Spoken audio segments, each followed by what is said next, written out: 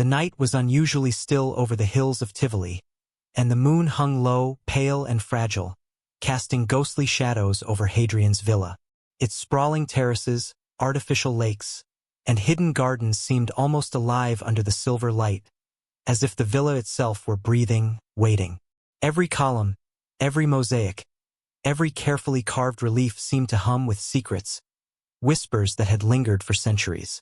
Locals spoke of the place in hushed tones, calling it beautiful, labyrinthine, and unsettling all at once.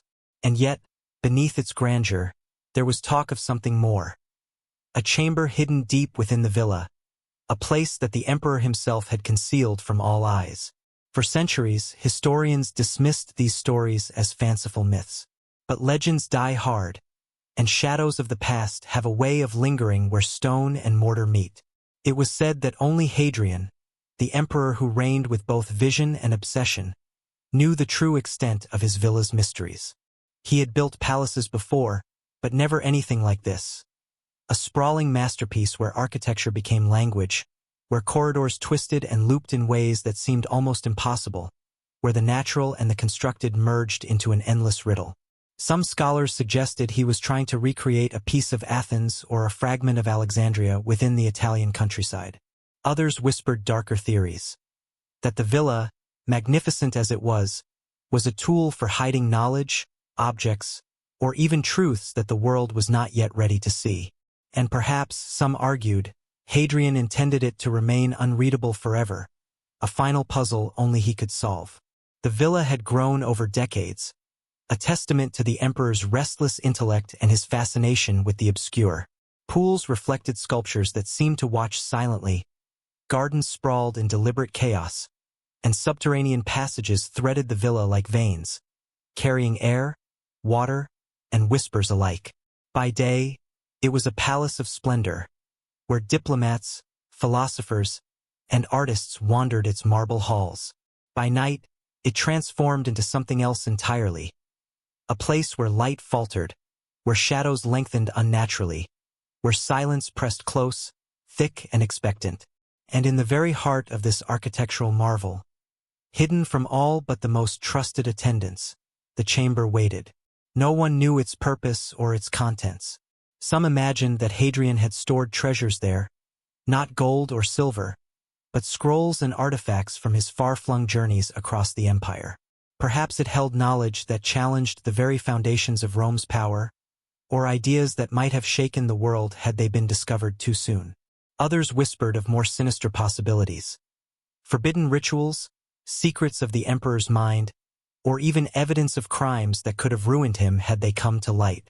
Whatever it contained, the chamber had become a silent guardian of Hadrian's deepest obsessions, a place that existed in parallel to the visible, public grandeur of the villa.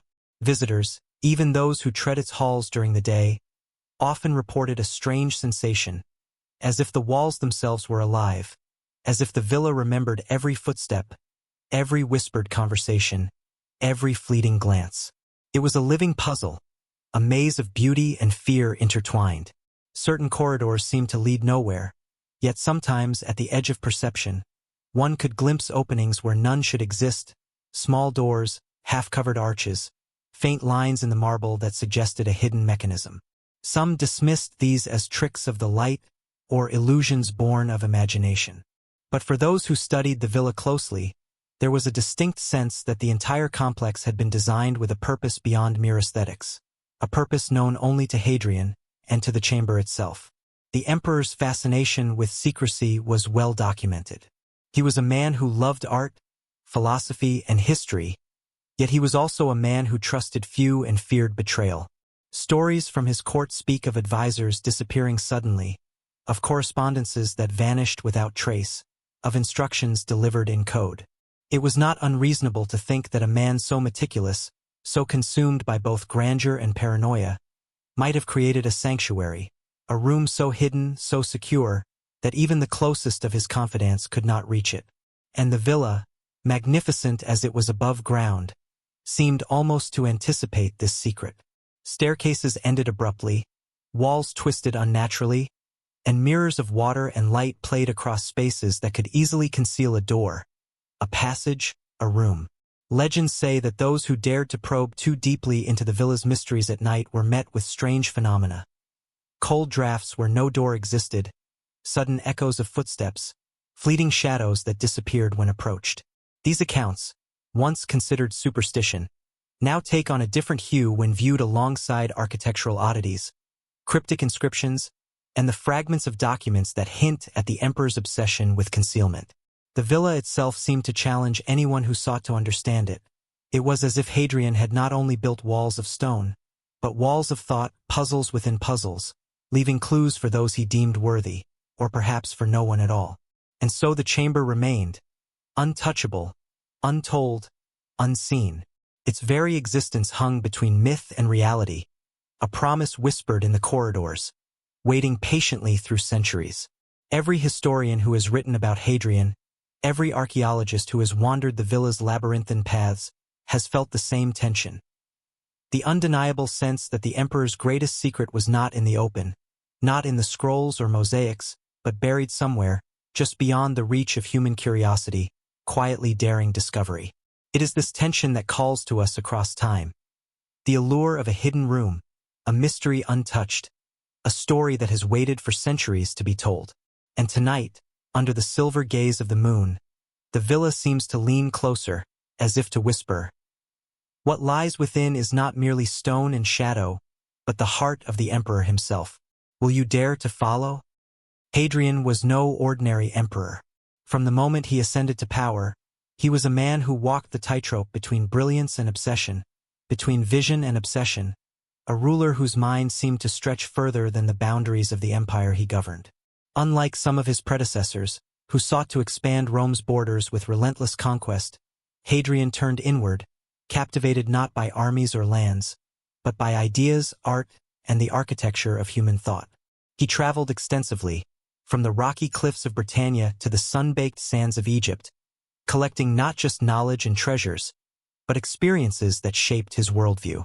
Everywhere he went, he left traces of his curiosity, and everywhere he went, he observed, carefully, quietly, as if measuring not just the land but the hearts and minds of those who walked it. But beneath the cultivated elegance of his public persona, Hadrian harbored a private side few could comprehend. He was meticulous, almost compulsive, in his attention to detail, from the alignment of columns to the patterns of water in his fountains. Yet it was his obsession with secrecy, with the unknown, that truly defined him. He was fascinated by what lies beneath the surface, by what can be hidden in plain sight, by the idea that the mind itself could be a labyrinth as intricate as any villa or palace. He trusted few, confided less, and built layers of protection around his innermost thoughts. To Hadrian, the world itself was a puzzle, and he intended to control both the pieces and the solution. Hadrian's personal life mirrored his architectural endeavors. Deliberate, controlled, yet filled with unexpected depth. He was a lover of men and women alike, a patron of the arts, and a philosopher at heart. Letters and accounts suggest that he engaged deeply with poetry, rhetoric, and history, often debating with scholars for hours on the subtle nuances of morality, fate, and the weight of legacy. But these discussions, though public in some respects, hid a more intimate dialogue, conversations he held with himself through his designs, his writings, and his secret projects. Among these, the most enigmatic and perhaps the most deliberate was the hidden chamber he constructed at his villa, a room that would reflect the private fears and obsessions of the emperor in ways that no public document could reveal. The chamber was more than a hiding place. It was a reflection of Hadrian himself, a physical manifestation of his mind's complexity. Historians have speculated endlessly about its purpose, offering interpretations as varied as the artifacts found elsewhere in the villa. Some argue it was a sanctuary, a private retreat where Hadrian could escape the burdens of power, meditate, and commune with his thoughts. Others insist it was a repository for dangerous knowledge, containing scrolls or relics that challenged Roman orthodoxy, perhaps even evidence of secrets so potent that exposure could have destabilized the empire itself. And yet, no evidence has survived definitively to prove any theory, leaving the chamber suspended in the realm of speculation, a mirror reflecting the emperor's intellect and secrecy alike. What is indisputable, however, is the precision with which Hadrian approached the construction of his villa and, by extension, the chamber. Nothing was left to chance. Every curve of the corridors, every twist of a stairway, every reflection of light across marble floors was calculated, not merely for aesthetic appeal but for effect, for secrecy. There are accounts of rooms that seem to shift in perception depending on the time of day, of corridors that appear longer or shorter depending on the angle from which they are approached, of fountains that create the illusion of movement and sound where none exists. These architectural choices suggest that Hadrian understood the power of perception, of misdirection, of controlled revelation. And it is precisely in this context that the hidden chamber takes on its most haunting dimension. It was designed not merely to conceal, but to challenge, to guard, and to communicate in ways only Hadrian fully understood. Hadrian's obsession with secrecy extended beyond stone and mortar. He surrounded himself with a circle of confidants whose loyalty was tested daily, whose knowledge was carefully compartmentalized. Some accounts describe sudden disappearances, letters that vanished mid-delivery, and instructions so cryptic that even the most trusted advisors could scarcely comprehend them. The emperor's mind was a labyrinth, and he trusted few to navigate it safely. Scholars have noted that such measures were unusual even for rulers of his time, highlighting Hadrian's acute awareness of human ambition, jealousy, and betrayal. The hidden chamber, therefore, was more than a physical structure. It was a psychological safeguard, a way to exert control over knowledge, power, and legacy itself. Yet for all his meticulous planning, Hadrian was not without emotion. Letters to his lover Antinous, as well as reflections recorded by contemporaries, reveal a man capable of profound affection, deep sorrow, and intense longing. These emotions were not expressed in the public arena, where politics demanded calculation, but in private spaces, in architecture and personal correspondence, and perhaps within the secret chamber itself. Could the room have been a shrine to memory, grief, or loss? Could it have contained the remnants of his personal attachments, safely preserved from the public eye? The ambiguity only adds to its allure. In the end, Hadrian's secret obsession was neither entirely noble nor entirely sinister. It was human, an extension of a mind that sought to master the world, yet feared the vulnerabilities that mastery could not eliminate. It was in this tension, between genius and paranoia, between openness and concealment, that the hidden chamber found its purpose. It was a sanctuary and a puzzle, a vault and a mirror, a place where the emperor could confront his own mortality and the fragility of knowledge. And as centuries passed, as the empire rose and fell and the villa sank slowly into obscurity, the chamber remained untouched, waiting silently for those who might one day rediscover it. In the stillness of Hadrian's villa, where shadows cling to the walls like memory, one can almost hear the emperor's quiet insistence that some truths are not meant to be revealed lightly, that some knowledge must be curated, protected, and hidden until the world is ready, or until the right eyes arrive.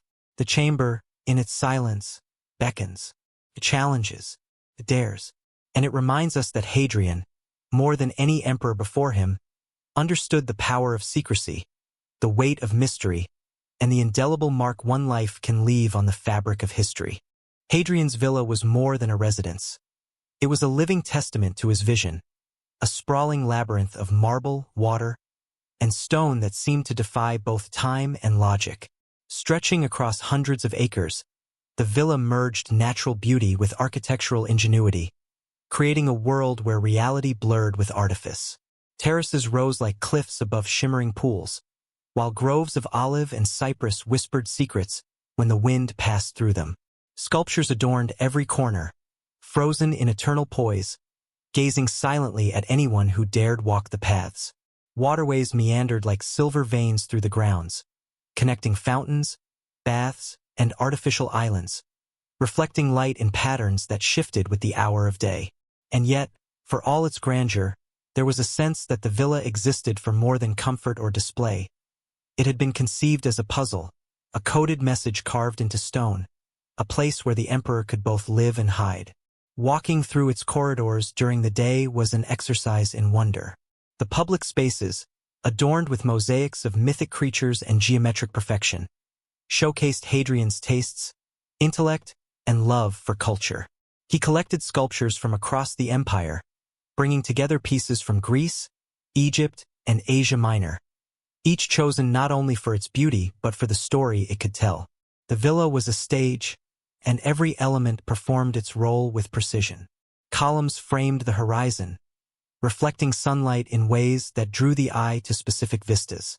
Frescoes depicted gods, heroes, and distant lands, reminding any visitor of Rome's grandeur and Hadrian's reach. But beyond this veneer of splendor, there were spaces that confounded, corridors that twisted unexpectedly, stairways that ended abruptly, and rooms whose entrances were concealed behind mosaics or sliding panels. It was in these hidden spaces that Hadrian's genius and his obsession truly manifested. The villa had been designed with the understanding that architecture could manipulate perception, guiding the movement of light, the play of sound, and even the emotions of those within. Certain chambers created illusions. A pool might reflect a ceiling so perfectly that it seemed endless, or a corridor might appear shorter than it was, drawing the eye to a wall that hid a secret door.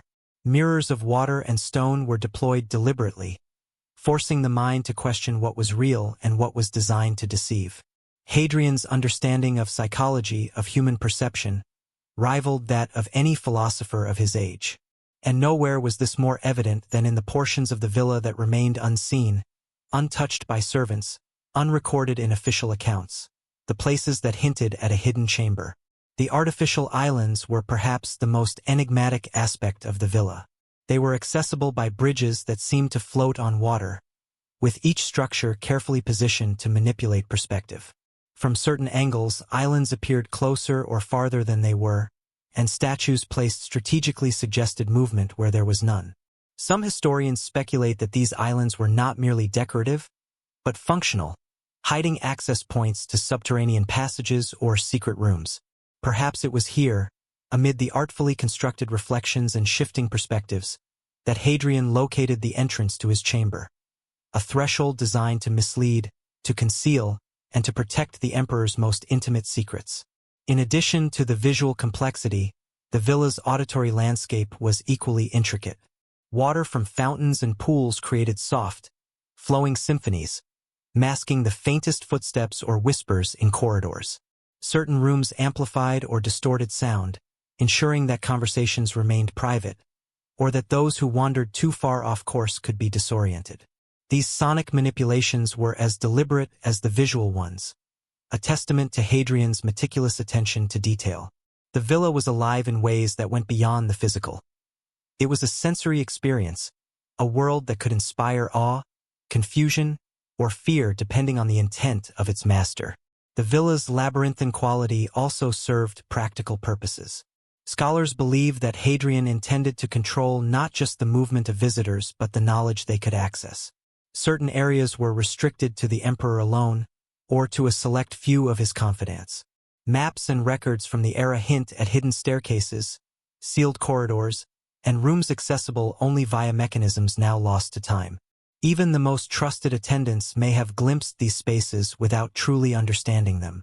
And somewhere, deep within this intricate network of halls, pools, and terraces, lay the hidden chamber. A space designed not only to conceal but to communicate Hadrian's intentions, his fears, and perhaps even his vision for the future. Every detail of the villa seems purposeful when viewed through the lens of secrecy. The positioning of statues, the orientation of walls, the reflections in water, each could serve as a clue to a larger pattern, a hidden path leading to what the emperor wished to keep from the world. Some mosaics depict scenes that are ostensibly mythological, yet careful observation reveals subtle anomalies. A figure whose gesture does not match the story, a path that leads nowhere but could align with a hidden door, symbols repeated with mathematical precision that suggest a code. It is as if Hadrian had imbued the very fabric of the villa with his intellect, hiding a language that only the perceptive or the obsessed could decipher. Visitors to the villa in Hadrian's time would have been overwhelmed by its beauty, its grandeur, and its complexity, but only a few could have suspected the depth of its secrets. The emperor's intent was never simply to impress. It was to challenge, to intrigue, and perhaps to guard a legacy that was too delicate or dangerous to be left in plain view. And though centuries have passed, the villa retains that same power to awe and bewilder. Archaeologists and historians who explore its ruins today still speak of the sensation of being watched by the past, of hearing whispers in the corridors that belong to no living being. These sensations are subtle, fleeting, yet undeniable, suggesting that the villa has preserved more than just marble and mosaic. It has preserved the imprint of Hadrian himself, the echo of his curiosity, his secrecy, and his obsession. Ultimately, the villa is a puzzle that defies solution. Its sprawling design, its hidden corridors, and its carefully manipulated sensory experiences suggest that every element has a purpose beyond decoration. And at the heart of that purpose lies the hidden chamber. It is not merely a room, but the culmination of an emperor's vision, a secret designed to endure centuries, waiting patiently for discovery. Within the villa's walls, beneath the fountains, behind the mosaics, the chamber waits, a silent witness to Hadrian's genius, his paranoia, and his profound desire to control not only his surroundings but the very memory of himself. Even now, as the ruins lie open to the sky and archaeologists sift through fragments of history, there is a sense that the villa is alive with secrets still untold. The labyrinthine halls, the reflective pools, the twisted corridors. They speak in silence, hinting at a chamber that has eluded the hands of time. The very air seems charged with anticipation, as if the villa knows that those who seek it are also seekers of truth, explorers of the emperor's mind. And in that interplay between discovery and concealment, the villa achieves its true purpose: to astonish, to challenge, and to leave every visitor with the haunting realization that some mysteries are crafted to endure forever. For centuries, Hadrian's villa has whispered its secrets to those who dared approach its ruins, but the voices of the past are rarely consistent. Scholars, archaeologists, and historians have each interpreted the villa in vastly different ways, producing a tapestry of conflicting accounts that only deepen its mystery. Some insist that the villa was a testament to human ingenuity, a monument to culture and art designed purely to impress. Others claim it was an elaborate riddle, a cryptic reflection of Hadrian's mind, constructed not only to delight but to conceal truths far too delicate or dangerous for the world to know. And then there are the whispers, the faint traces in letters, memoirs, and oral traditions, suggesting that a hidden chamber lies at the villa's core, a secret so carefully guarded that even Hadrian's closest companions could only speculate about its contents. The challenge for modern historians is distinguishing fact from imagination. Ancient texts are fragmentary, often contradictory, and riddled with embellishments.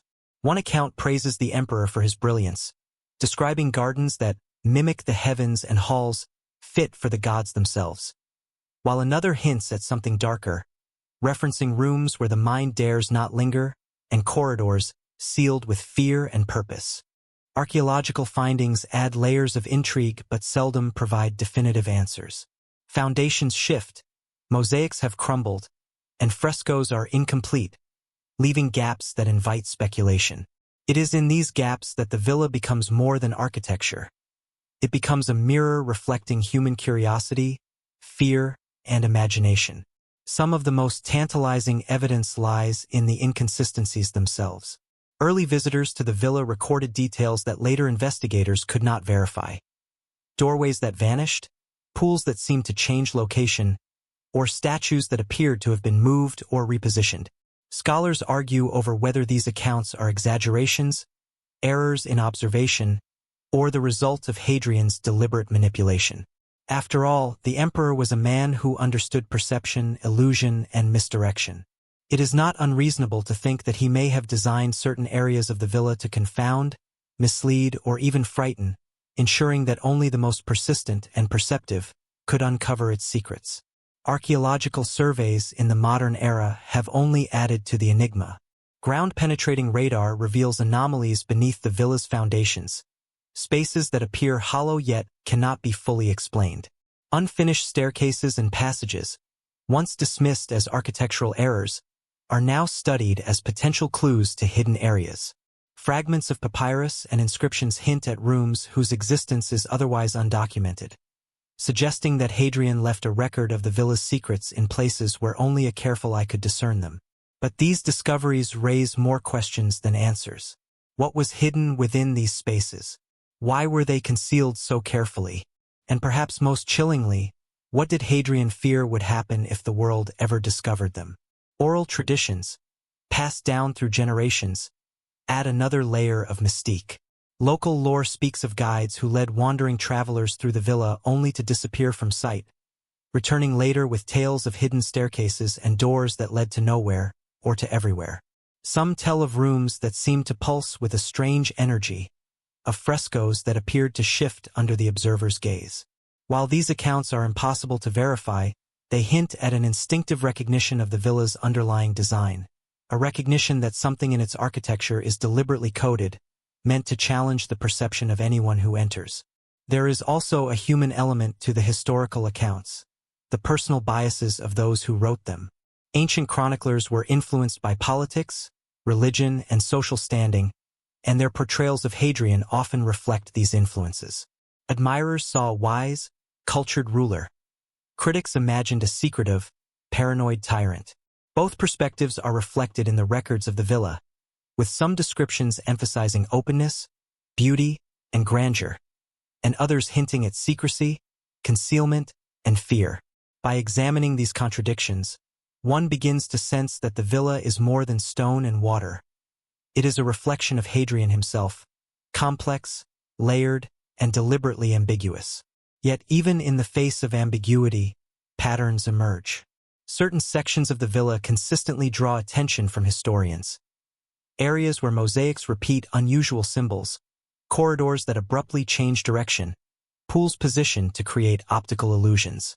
These recurring details suggest intentionality, a carefully orchestrated plan that may have guided the placement of the hidden chamber. Scholars who have studied the villa extensively note that Hadrian's interest in geometry, astronomy, and philosophy likely informed the layout, embedding meaning in every curve, line, and reflection. The villa becomes not merely a space to inhabit but a coded narrative, waiting to be deciphered. And while these investigations provide intellectual satisfaction, they also provoke an emotional response. Standing amid the ruins today, one cannot help but feel the weight of centuries pressing down. The sense that someone, long ago, intended for certain knowledge to remain hidden. There is awe in the beauty, tension in the ambiguity, and a subtle unease in the knowledge that what we see is only a fragment of a far greater design. The villa challenges observers to confront the limits of understanding, to acknowledge that even the most careful scholarship can only glimpse, never fully grasp, the mind that conceived it. In this way, Hadrian's villa becomes a dialogue across time. The walls speak, not in words, but in design, in symmetry and asymmetry, in light and shadow. Each anomaly in the structure invites interpretation. Each fragment of evidence demands analysis. And at the heart of this dialogue is the suggestion of a hidden chamber, a place deliberately obscured, a space that embodies both the emperor's genius and his fears. Whether it contained forbidden knowledge, personal artifacts, or simply a refuge for contemplation, the chamber represents a central truth. Hadrian's mind, like his villa, was not easily understood, and it continues to challenge all who attempt to enter it, whether physically or intellectually. And so, the voices of the past remain fragmented, elusive, yet persistent. The contradictions, the mysteries, the anomalies, they are not flaws but invitations. They urge modern observers to look closer, think deeper, and confront the possibility that Hadrian's secrets are not merely curiosities of history, but reflections of human ambition, fear, and the profound desire to leave a mark that outlasts mortality. In listening to these voices, in navigating the tangled corridors of history and architecture, we are drawn closer to the hidden chamber, compelled by the knowledge that what Hadrian sought to conceal may reveal something far greater than material treasure. It may reveal the very nature of an emperor who dared to make secrecy an art. Hadrian's genius was not limited to the marble halls, fountains, and gardens of his villa.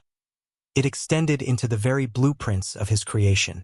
Architectural plans, sketches, and fragments of designs that survive suggest a mind consumed not only with beauty, but with precision, foresight, and, perhaps most intriguingly, secrecy. These plans were no ordinary maps of space.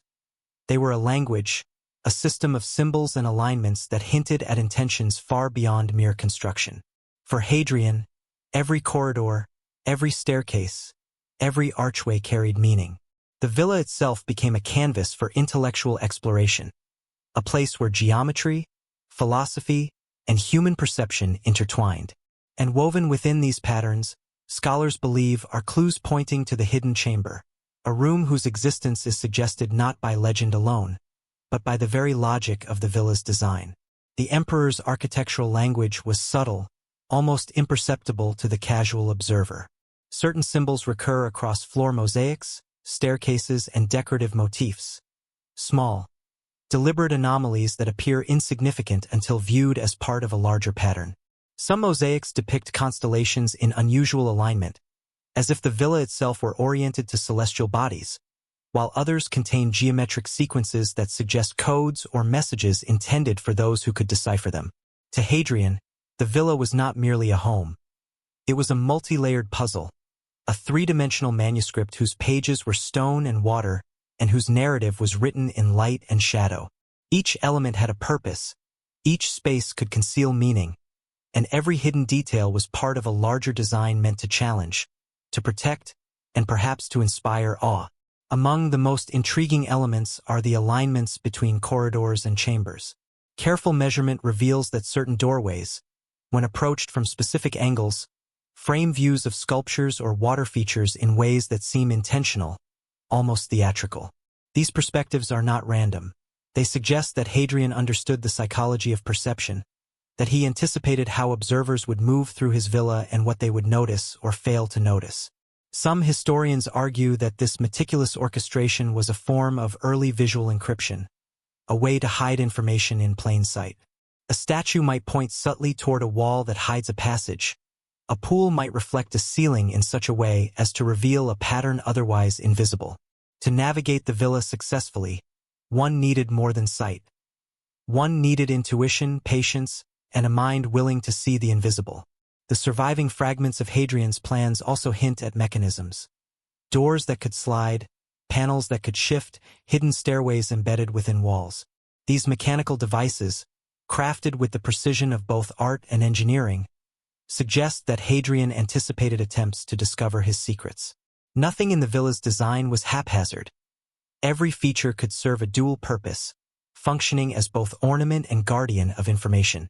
Even today, archaeologists debate the intended function of these mechanisms, because some seem to lead nowhere, while others open into spaces that remain largely unexplored.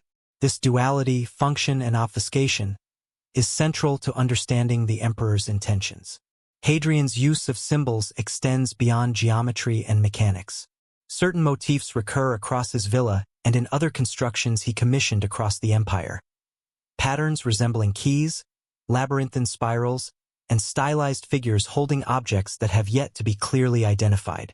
Scholars speculate that these symbols represent instructions, or perhaps warnings, meant to guide only those deemed worthy or trusted. The repetition of these motifs across vast spaces suggests a deliberate, calculated effort to encode messages into the very fabric of the villa. It is as if Hadrian sought to ensure that only a mind attuned to his thinking could perceive the hidden chamber's presence and purpose. Some clues are almost playful in their subtlety. A doorway might be slightly misaligned, noticeable only at a particular time of day when sunlight strikes the marble at an exact angle. A reflection in water might reveal a line or a break in the mosaic pattern, suggesting an entrance where none appears to exist. To the untrained eye, these details seem random, inconsequential. To someone attuned to Hadrian's methods, however, they become guideposts, breadcrumbs leading toward a deeper truth. The villa's design, in this sense, is both invitation and test, challenging observers to prove their patience, attention, and insight. The plans themselves, preserved in fragments and descriptions by later historians, reveal Hadrian's fascination with complexity. He was not content with a single secret chamber.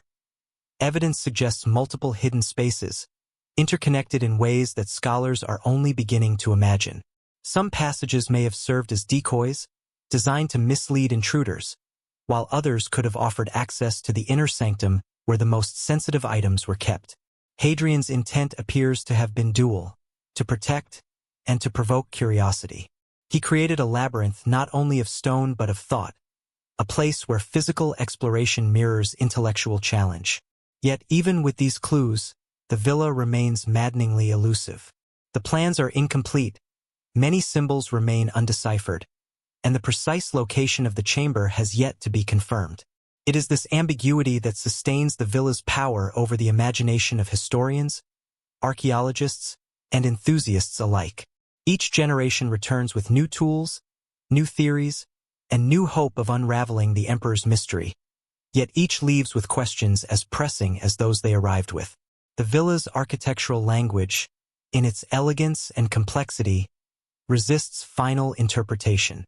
It is a conversation across time, a silent dialogue between Hadrian and anyone bold enough to seek him out. It is also worth noting that Hadrian's architectural genius was intimately connected with his personal obsessions. He sought harmony between art, philosophy, and human experience, yet he also feared exposure, betrayal, and the loss of control. The hidden chamber, encoded within the villa's intricate plans, may represent a confluence of these desires, a place of beauty and knowledge, yet fortified against intrusion.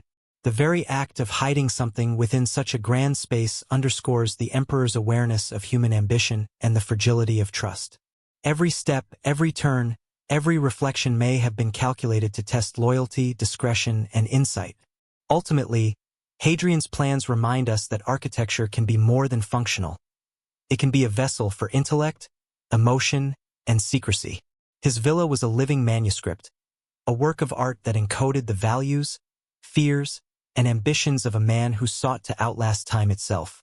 Within this complex web of design, patterns, and symbols, the hidden chamber exists not merely as a physical space but as an idea, a testament to a mind that understood the power of concealment and the enduring allure of the unknown. For anyone who ventures into Hadrian's villa, the plans are a silent companion, whispering that discovery requires both intellect and intuition, patience and perception, and above all, a willingness to see what others cannot. Hadrian was not a man satisfied with the mundane assurances of power. He sought guidance in realms both earthly and divine.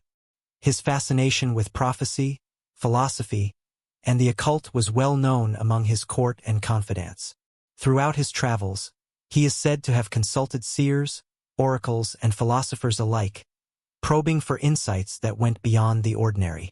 In Egypt, he is rumored to have visited the temples of Thebes and Memphis, observing rituals and questioning priests about hidden truths. In Greece, he walked the halls of Delphi, listening to cryptic warnings and considering the delicate interplay between fate and free will. These encounters shaped not only his worldview but also the design of his villa. Every corridor, every hidden passage, and, perhaps most importantly, the secret chamber itself may have been influenced by the arcane knowledge he accumulated on his journeys. The emperor's obsession with prophecy was not mere superstition. It was a calculated engagement with uncertainty. Ancient accounts suggest that he believed knowledge of the future, or even glimpses of it, could guide him in decisions both political and personal. Some historians argue that this preoccupation with foresight explains his extensive collection of philosophical texts, his fascination with astrology, and his meticulous attention to architectural alignment. Hadrian's villa, with its intricate layout and hidden spaces, can be read as a reflection of this obsession. A place where reality and premonition intersect, where the physical world is designed to mirror the mind's labyrinthine explorations of fate and destiny. The involvement of oracles in Hadrian's life introduces a tantalizing possibility that the secret chamber itself may have been designed to protect knowledge gleaned from prophetic insight. Ancient sources hint that Hadrian was warned of dangers not only to his reign but to his legacy, warnings that may have inspired the creation of a hidden space where critical objects or records could be kept safe. Some texts refer vaguely to knowledge too potent for the uninitiated, or words that could shift the course of empires. Though these accounts are fragmentary and often contradictory, they suggest that the chamber was not merely a hiding place for luxury or art, but for something more profound, something that Hadrian considered essential for the preservation of his vision, or perhaps even the survival of Rome itself. The emperor's fascination with prophecy intersected with his architectural genius in subtle ways. Alignments of rooms and corridors, previously thought to be purely aesthetic, may have been influenced by celestial events and astrological timing. Pools and fountains could reflect the stars, casting patterned shadows that marked significant moments or hinted at hidden passages. Certain mosaics, when viewed at specific times of the day, reveal sequences that appear almost predictive, as if guiding observers to understand not only the villa but the universe itself. Scholars today debate whether these alignments were symbolic, spiritual, or practical, but few doubt that Hadrian intended them to carry meaning for those with the insight or curiosity to perceive it. Yet prophecy was not Hadrian's only guide. He was equally devoted to the wisdom of philosophers, often inviting them to debate ethics, history, and governance. Letters and records speak of late-night discussions where he questioned even the most established truths, challenging conventional interpretations and weighing their relevance to the empire's stability. This philosophical inquiry may have directly influenced the conception of the secret chamber. If the room contained objects, texts, or instruments intended to safeguard knowledge or challenge assumptions, it would reflect a uniquely Hadrianic approach, merging intellect, foresight, and secrecy into a single, carefully orchestrated design. There are hints that Hadrian's chamber may also have been a repository for knowledge too dangerous to be openly displayed. Scholars have speculated that scrolls detailing forbidden rites, political schemes, or even revolutionary technologies could have been stored there. These are conjectures, yet they resonate with Hadrian's known preoccupations with control, legacy, and the unknown. In this light, the chamber becomes more than a room. It becomes a safeguard against ignorance, betrayal, and the misuse of knowledge. Hadrian's engagement with oracles and seers may have been less about superstition and more about ensuring that what he considered vital would survive, protected within layers of secrecy he alone understood. The interplay between prophecy and architecture suggests a deliberate strategy. Hadrian may have designed the villa, and especially the chamber, to act as a physical manifestation of foresight itself. Just as a prophet interprets signs and patterns, the chamber interprets the layout, symbols, and mechanics of the villa, preserving a message for those who can read it. If this is true, the chamber is not only a space for storage or reflection but also a carefully encoded dialogue across time, a way for Hadrian to communicate his understanding of fate, power, and human ambition to future generations. Hadrian's reliance on oracles also underscores his acute awareness of mortality. Even as emperor, he knew that life was fleeting and power impermanent. The creation of a hidden chamber may have been as much about preserving knowledge beyond his lifetime as it was about controlling it in the present. By embedding foresight into architecture, and by potentially safeguarding prophecies, the emperor ensured that a fragment of his consciousness, his philosophy, his fears, and his ambitions, could survive long after his death, shielded from those who might misinterpret or misuse it. And yet, the nature of the chamber remains tantalizingly elusive. We cannot know whether it truly housed prophetic texts, philosophical treatises, or objects of personal significance, but its very conception speaks volumes. It was born of a mind attuned to both intellect and instinct, to reason and intuition, to the visible and the hidden. It embodies Hadrian's desire to command not just space but understanding itself, to create a place where knowledge could endure beyond the reach of time and the fallibility of men. As we consider the emperor's fascination with oracles and prophecy, one image emerges clearly. Hadrian walking through the corridors of his villa at night, pausing to observe how shadows fall, how reflections shift, how patterns in stone and water interact with light and time.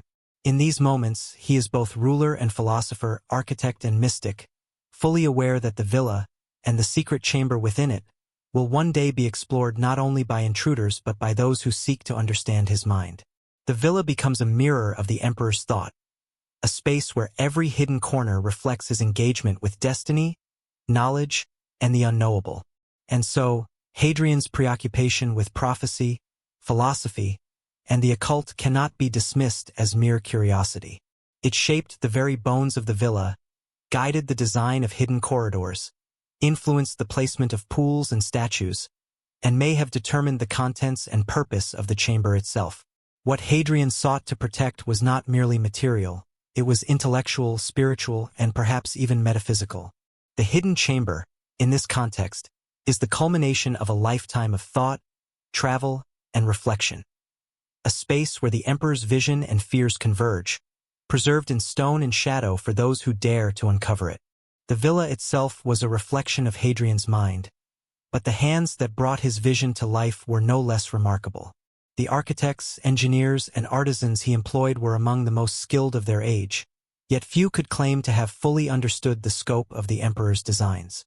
Hadrian was both patron and taskmaster, demanding precision, creativity, and absolute discretion. He required that every marble block, every mosaic, every waterway conform to a vision that existed first and foremost in his mind, leaving the builders to interpret not only instructions but intention. Those who worked under him quickly realized that the emperor's genius was inseparable from his obsession with secrecy, and that some portions of the villa were never meant to be fully understood by anyone but him. Hadrian's relationship with his architects was complex. He relied on them to translate his abstract ideas into reality, yet he trusted them only within strict limits. Records indicate that key areas of construction were handled by small, select teams who swore oaths of loyalty, often operating in isolation from one another. This compartmentalization meant that no single individual could reconstruct the villa's design independently, a precaution that ensured the emperor's secrets remained safe. Even among these elite builders, whispers circulated of strange instructions. Walls built to mislead, staircases that led nowhere, doors that could vanish when observed from the wrong angle. To the uninitiated, these instructions must have seemed absurd. To Hadrian, they were essential, the final layer of protection around his hidden chamber. The secrecy extended to the artisans themselves. Sculptors, masons, and painters were bound not only by oath but by the subtle power of intimidation and promise. Hadrian was known to reward brilliance lavishly and punish failure harshly, creating a climate in which precision and discretion were inseparable. Many of the villa's most extraordinary features, the delicate marble inlays, the shifting reflections in pools, the complex waterworks that powered fountains and hidden channels, were products of this high-stakes collaboration.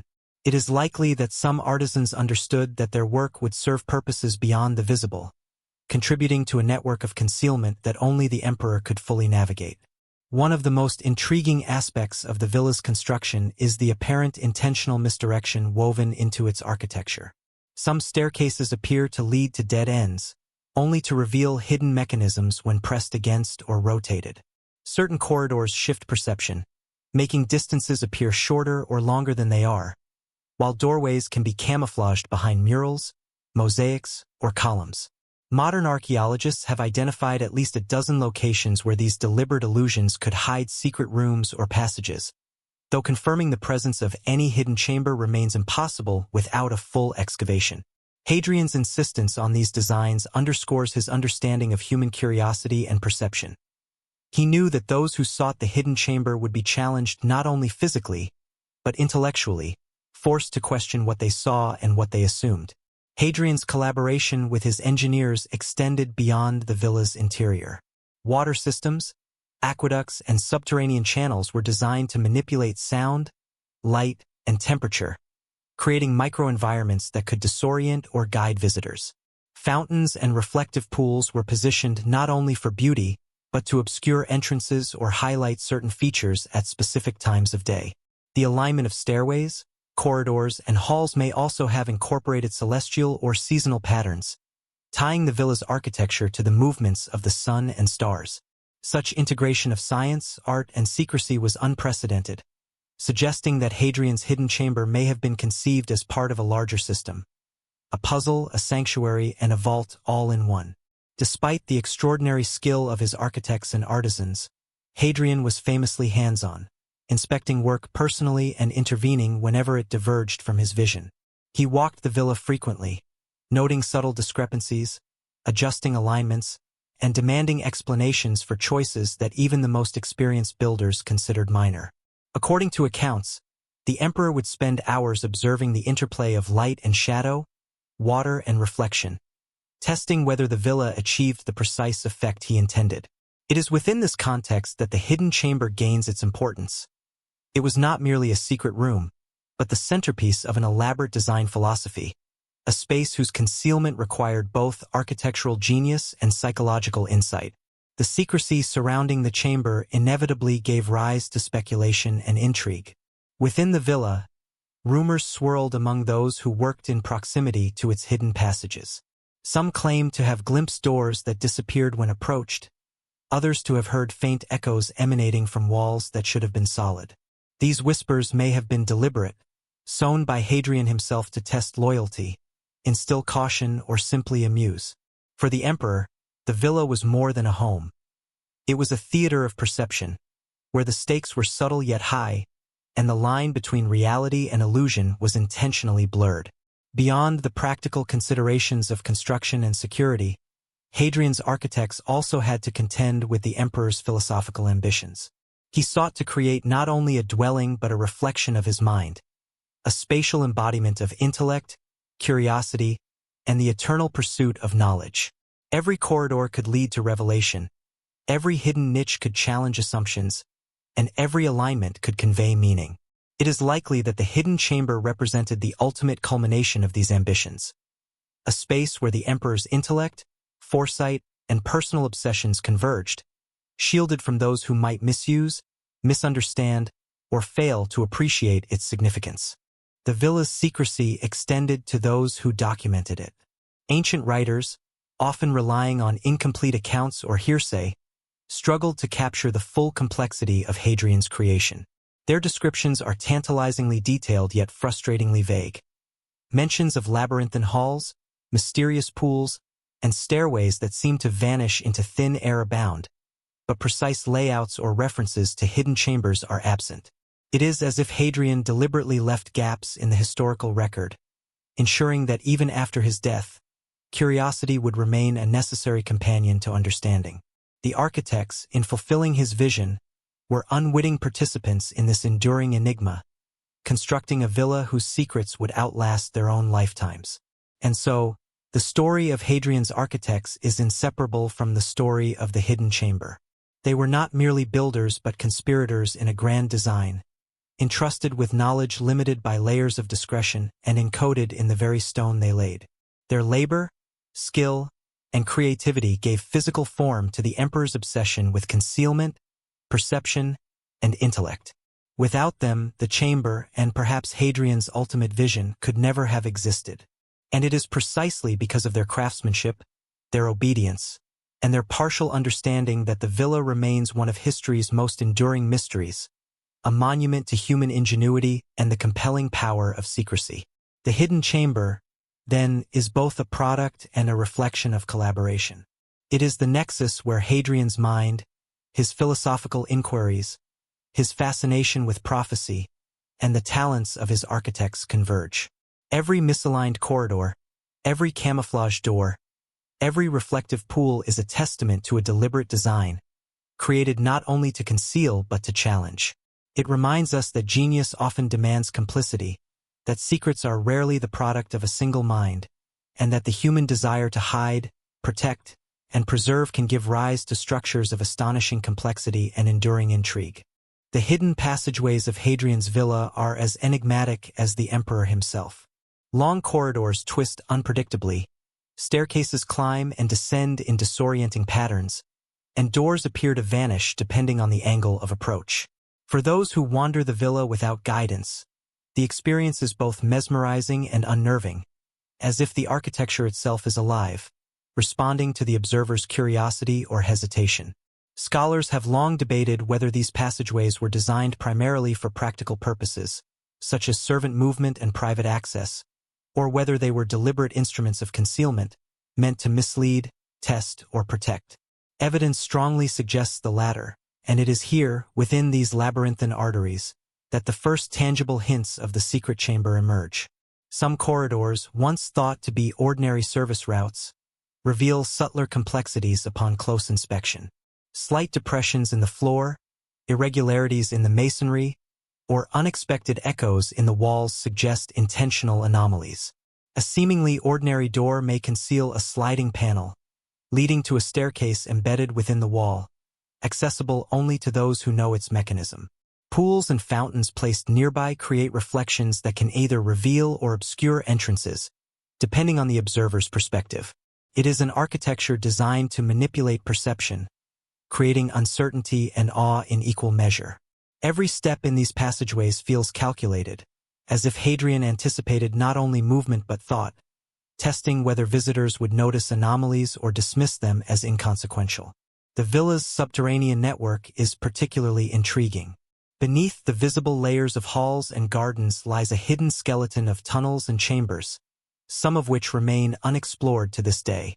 Archaeological surveys have detected cavities beneath the villa's foundations, irregular spaces that resist easy explanation. These hidden areas were likely constructed for a dual purpose: secrecy and protection. Some scholars suggest that the emperor may have stored sensitive documents, personal relics, or even experimental artifacts within these hidden depths, safeguarding them from both political rivals and casual discovery. Others propose a more esoteric function, speculating that the tunnels were designed to guide ritualistic or symbolic journeys, echoing Hadrian's fascination with prophecy, philosophy, and spiritual symbolism. The interplay between architecture and psychology is particularly evident in the villa's hidden corridors. Certain passageways create optical illusions, bending light and perspective to make spaces appear larger, smaller, or differently oriented than they are. Mosaics and frescoes along the walls often contain irregularities that only make sense when viewed from specific vantage points, guiding the observer's attention or hiding subtle cues. A small carving, a shifted tile, or the angle of a column could indicate a hidden entrance, but only to those who understand the emperor's language of design. In this way, the villa becomes more than a physical structure. It becomes a test of perception, intellect, and intuition. A puzzle layered upon a puzzle, with the secret chamber as the ultimate reward. Some of the most tantalizing clues about the chamber's location are found near the villa's water features. Fountains, pools, and artificial lakes were not merely decorative. They were instruments of concealment and misdirection. Reflections could obscure entrances or hint at hidden alignments, while the sound of flowing water could mask footsteps or whispers. Certain pools, when approached at specific times of day, align with mosaics or statues in ways that suggest a pathway or mechanism. Modern studies of the villa's hydraulics reveal an extraordinary level of engineering, one that allows water to flow in precise patterns, creating both beauty and secrecy simultaneously. It is possible that the hidden chamber was intentionally placed in proximity to such features, both for protection and as a means of guiding those deemed worthy to its threshold. The psychological dimension of the villa extends even further. Hadrian seemed to understand that curiosity is both a motivator and a vulnerability. The hidden passageways are designed to provoke investigation, yet simultaneously to frustrate and confound. Those who enter without attention or patience may be led in circles, missing subtle cues or misinterpreting visual signals. This deliberate challenge transforms the act of exploration into a test, one that rewards persistence, observation, and intellectual engagement. The hidden chamber, therefore, is not merely a destination. It is the culmination of a journey, both physical and mental, orchestrated by Hadrian's genius. Rumors among ancient visitors and early scholars of the villa hint at fleeting encounters with these hidden corridors.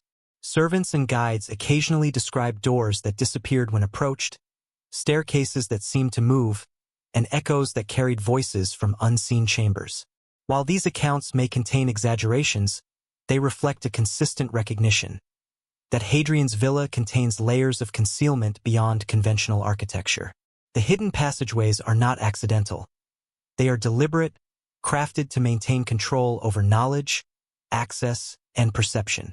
They are a physical manifestation of the emperor's mind, and the secret chamber is their focal point.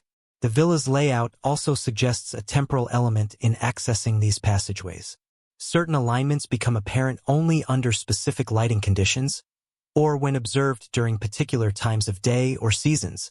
Shadows, reflections, and angles are used strategically, suggesting that Hadrian's hidden chamber may have been accessible, or at least visible, only at precise moments. This synchronization of space, light, and time adds another layer of complexity, ensuring that discovery is not simply a matter of physical proximity, but of insight, timing, and comprehension.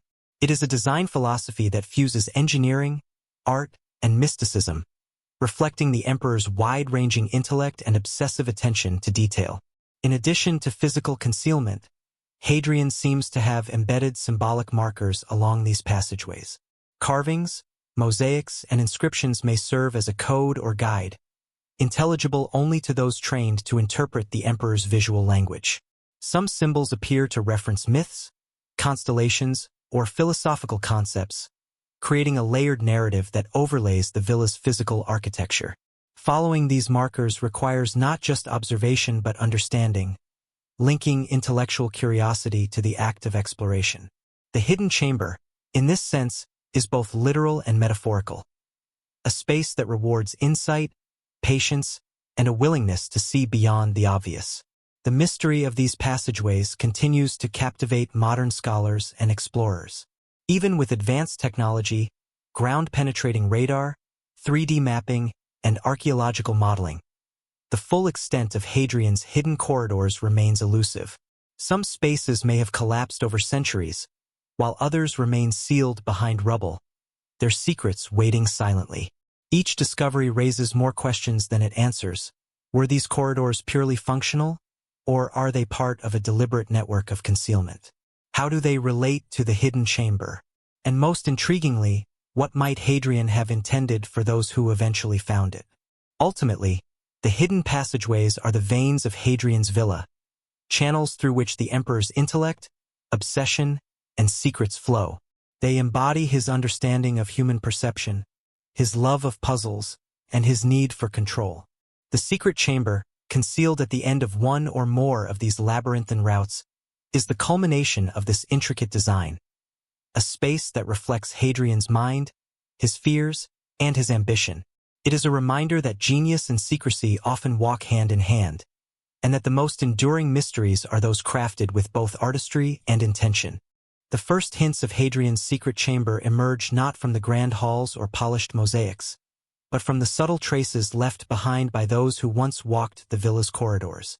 Early visitors, both contemporaries of the emperor and scholars centuries later, reported fleeting anomalies that hinted at hidden spaces. A doorway that seemed too narrow, a staircase that abruptly ended, or a wall that echoed strangely under the light. Each of these minor details became the seeds of speculation. While many dismissed these observations as illusions or misperceptions, a persistent few sensed something more, a deliberate concealment designed to protect knowledge or treasures deemed too dangerous or too precious to be seen. Among the earliest recorded observations is a description by a Roman scholar who visited the villa decades after Hadrian's death. He noted a series of rooms that appeared disconnected from the main layout, suggesting a secretive design. He described how certain corridors were intentionally misaligned, leading travelers in circles, while mosaics contained unusual symbols whose meaning was indecipherable. Though the account was fragmentary, it hinted at a sophisticated architectural intention, a deliberate attempt to obfuscate and guide, to conceal as much as to reveal.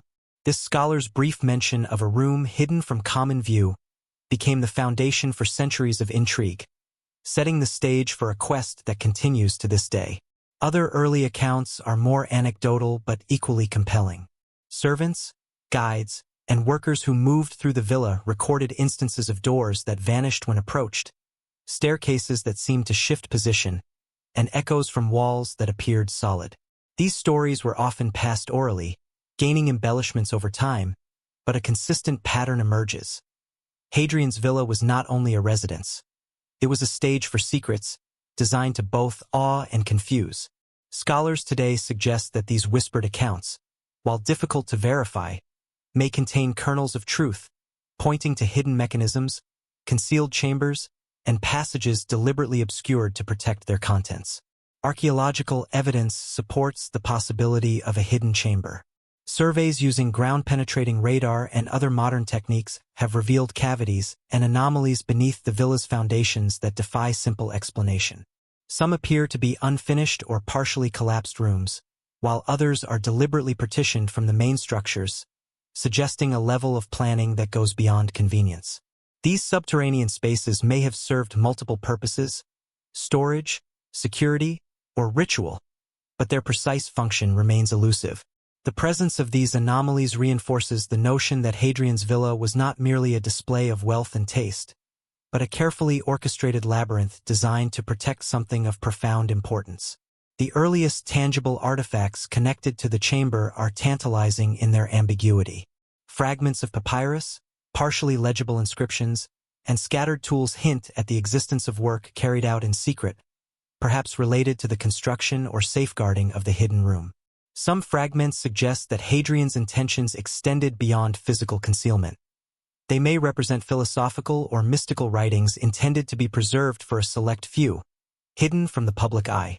The discovery of these artifacts reinforces the theory that the chamber was not merely a storage room for mundane objects, but a carefully curated space, holding knowledge, treasures, or relics of significant personal and historical value. The villa's mosaics provide further clues. Scholars have long noted irregularities in floor patterns, particularly in sections suspected of leading to hidden spaces. Certain tiles contain symbols repeated nowhere else in the villa, their significance still debated. In some instances, the orientation of these mosaics aligns with celestial or seasonal markers, suggesting a deliberate integration of astronomy, ritual, and concealment. Observing these patterns today, one can almost imagine Hadrian walking among them, testing how light falls, how the observer's eye is guided, and whether the path to the chamber remains hidden yet discernible to those patient enough to notice. Even the villa's gardens may conceal hints. Hadrian's meticulous landscaping often incorporated sightlines that draw attention to specific features while simultaneously obscuring others. A fountain may reflect the sun to illuminate a distant doorway, or a statue may point subtly toward a hidden passage. These design choices are not merely decorative. They are functional, creating a network of visual cues that guide the perceptive observer while frustrating the casual visitor. In this way, the chamber is both physically and conceptually integrated into the villa, a secret embedded in the very rhythm of the space. Historical records also hint at political motivations for concealment. Hadrian ruled an empire rife with intrigue, dissent, and rivalry. Knowledge of certain actions, alliances, or decisions could have endangered not only his reign but the legacy he sought to leave behind. The hidden chamber may have served as a repository for sensitive documents or items of strategic importance, safeguarded from the prying eyes of political opponents. In this context, the villa becomes more than a personal retreat. It is a fortress of intellect and secrecy, designed to preserve information that, if revealed, could alter the course of history. The persistence of the secret, despite centuries of exploration, adds another layer of mystique. Over time, archaeologists, historians, and adventurers have attempted to uncover the chamber, guided by ancient accounts, architectural clues, and modern technology. Yet the chamber has remained elusive, reinforcing the notion that Hadrian's designs were extraordinarily effective. Each failed attempt contributes to the legend, a reminder that genius and secrecy often go hand in hand. The hidden chamber is not simply a room. It is a symbol of the emperor's foresight, a space where intellect, art, and human curiosity intersect. Finally, the very act of searching for the chamber invites reflection on the human condition. Hadrian's villa, with its hidden corridors and secret spaces, mirrors the pursuit of knowledge itself, a journey filled with misdirection, patience, and discovery. The hints left behind by early visitors, the fragments of texts and inscriptions, the anomalies in architecture and landscape, all of these point to a reality that is partially concealed, partially revealed, and endlessly compelling. The chamber, whether ultimately found or not, represents the enduring allure of the unknown, the magnetic pull of secrets, and the human desire to understand what others have sought to hide. The first clues, scattered across centuries, form a pattern as deliberate and enigmatic as the villa itself. They suggest that Hadrian's hidden chamber is more than a physical space. It is a manifestation of intention, intellect, and the subtle art of concealment. And as scholars continue to explore, theorize, and interpret, the chamber maintains its power over imagination, inviting each generation to confront both the genius of the emperor and the mysteries that persist beyond time. The modern search for Hadrian's hidden chamber is as much an expedition of intellect as it is of archaeology. Unlike the early explorers who relied on fragmented accounts and intuition, contemporary archaeologists bring an arsenal of technology to bear. Ground-penetrating radar, 3D laser scanning, digital modeling, and even geophysical surveys capable of revealing anomalies beneath centuries of stone and soil. Yet even with these advanced tools, the villa guards its secrets fiercely. The more researchers uncover, the more complex the villa appears, revealing a network of corridors, tunnels, and hidden rooms that seem to expand with every new study. Each discovery raises as many questions as it answers, leaving the chamber itself tantalizingly out of reach. One of the first modern breakthroughs came when archaeologists began systematically mapping the villa in 3 dimensions. Unlike traditional 2-dimensional plans, this approach allowed them to identify subtle irregularities in walls, floors, and ceilings, imperfections that may indicate concealed spaces or mechanisms. Staircases that terminate in blank walls, corridors that shift unexpectedly, and slight depressions in mosaic patterns all suggested intentional design, anomalies too deliberate to be accidental. When combined with historical records and accounts from ancient visitors, these irregularities created a map of possibilities, a network of potential hidden zones that could contain the elusive chamber. The villa's water systems have also become a focus of investigation. Ancient engineers had constructed elaborate aqueducts, pools, and fountains with precise hydraulic calculations, some of which may have doubled as concealment devices. For instance, subterranean channels might have concealed entryways or masked the sound of movement, while reflective surfaces could reveal hidden mechanisms only under specific lighting conditions. Modern researchers have used simulations to model how light and shadow interact with these water features at different times of day and across seasons. The results are astonishing. Certain reflections align with mosaic patterns and structural anomalies, hinting at entrances that remain invisible to the casual eye. In this way, Hadrian's villa continues to challenge perception, even centuries after its construction. The artifacts recovered from the villa further complicate the mystery. Fragments of papyrus, partially legible inscriptions, and remnants of sculptural tools suggest not only construction but also usage patterns that are difficult to interpret. Some items hint at storage of philosophical or religious texts, while others imply ceremonial functions or secretive administrative activities. The problem, of course, is interpretation. It is nearly impossible to determine which fragments were related to the hidden chamber and which were incidental. Yet even these small clues hint at the breadth of Hadrian's ambition, suggesting that the chamber, if it exists, was not merely a physical hiding place, but a repository of intellect, faith, or power. A particularly compelling line of inquiry focuses on the villa's subterranean tunnels. Excavations in certain areas have revealed cavities and passageways that diverge from the main structures, sometimes abruptly ending or connecting to voids not indicated in any surviving plans. Some tunnels show signs of meticulous construction, while others appear purposefully disorienting. In some cases, doors, panels, and staircases are so cleverly integrated that their presence is detectable only through precise measurement and careful observation. These subterranean networks form a labyrinth within a labyrinth, and many scholars now believe that the hidden chamber is likely located within this complex underground system, protected by both architecture and ingenuity. Despite technological advances, the villa resists full comprehension. Each mapping project reveals unexpected anomalies, and each discovery seems to open new avenues of speculation.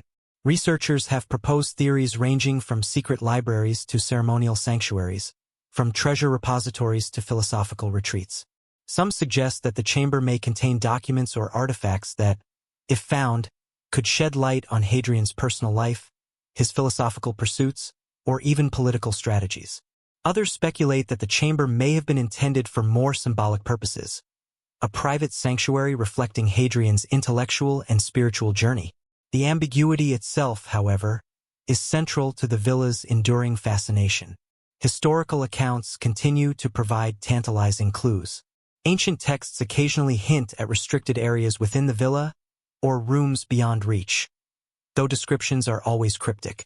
Servants and guides recorded rumors of staircases that disappeared, doors that shifted, and walls that echoed unexpectedly. While these reports are impossible to verify completely, patterns emerge when they are compared across centuries. Many of the anomalies described by early visitors coincide with areas flagged by modern archaeologists as potential hidden spaces. Taken together, these observations suggest that the hidden chamber was not a fleeting fantasy, but a deliberate architectural and psychological design. The human element of exploration adds another layer of intrigue. Teams of archaeologists, historians, and engineers often find themselves in situations that mirror the experiences of Hadrian's builders.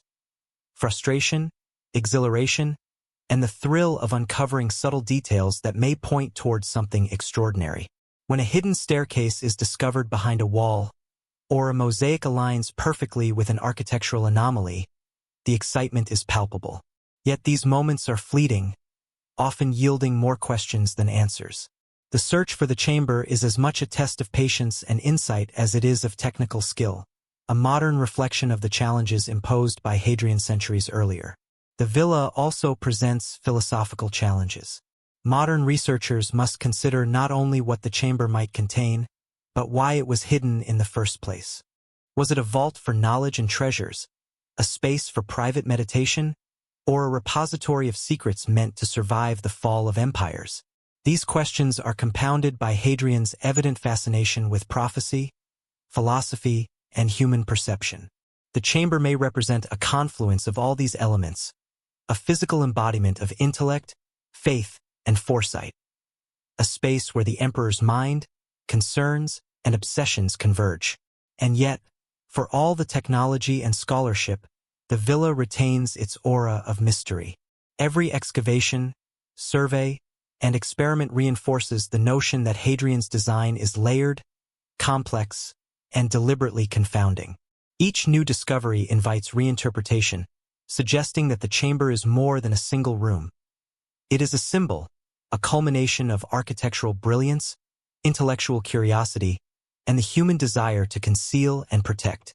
To approach it is to engage in a dialogue across centuries, to follow the traces of a mind that understood perception, secrecy, and the enduring power of the unknown. In the end, the modern search for Hadrian's hidden chamber is a testament to human curiosity, ingenuity, and the irresistible allure of mystery.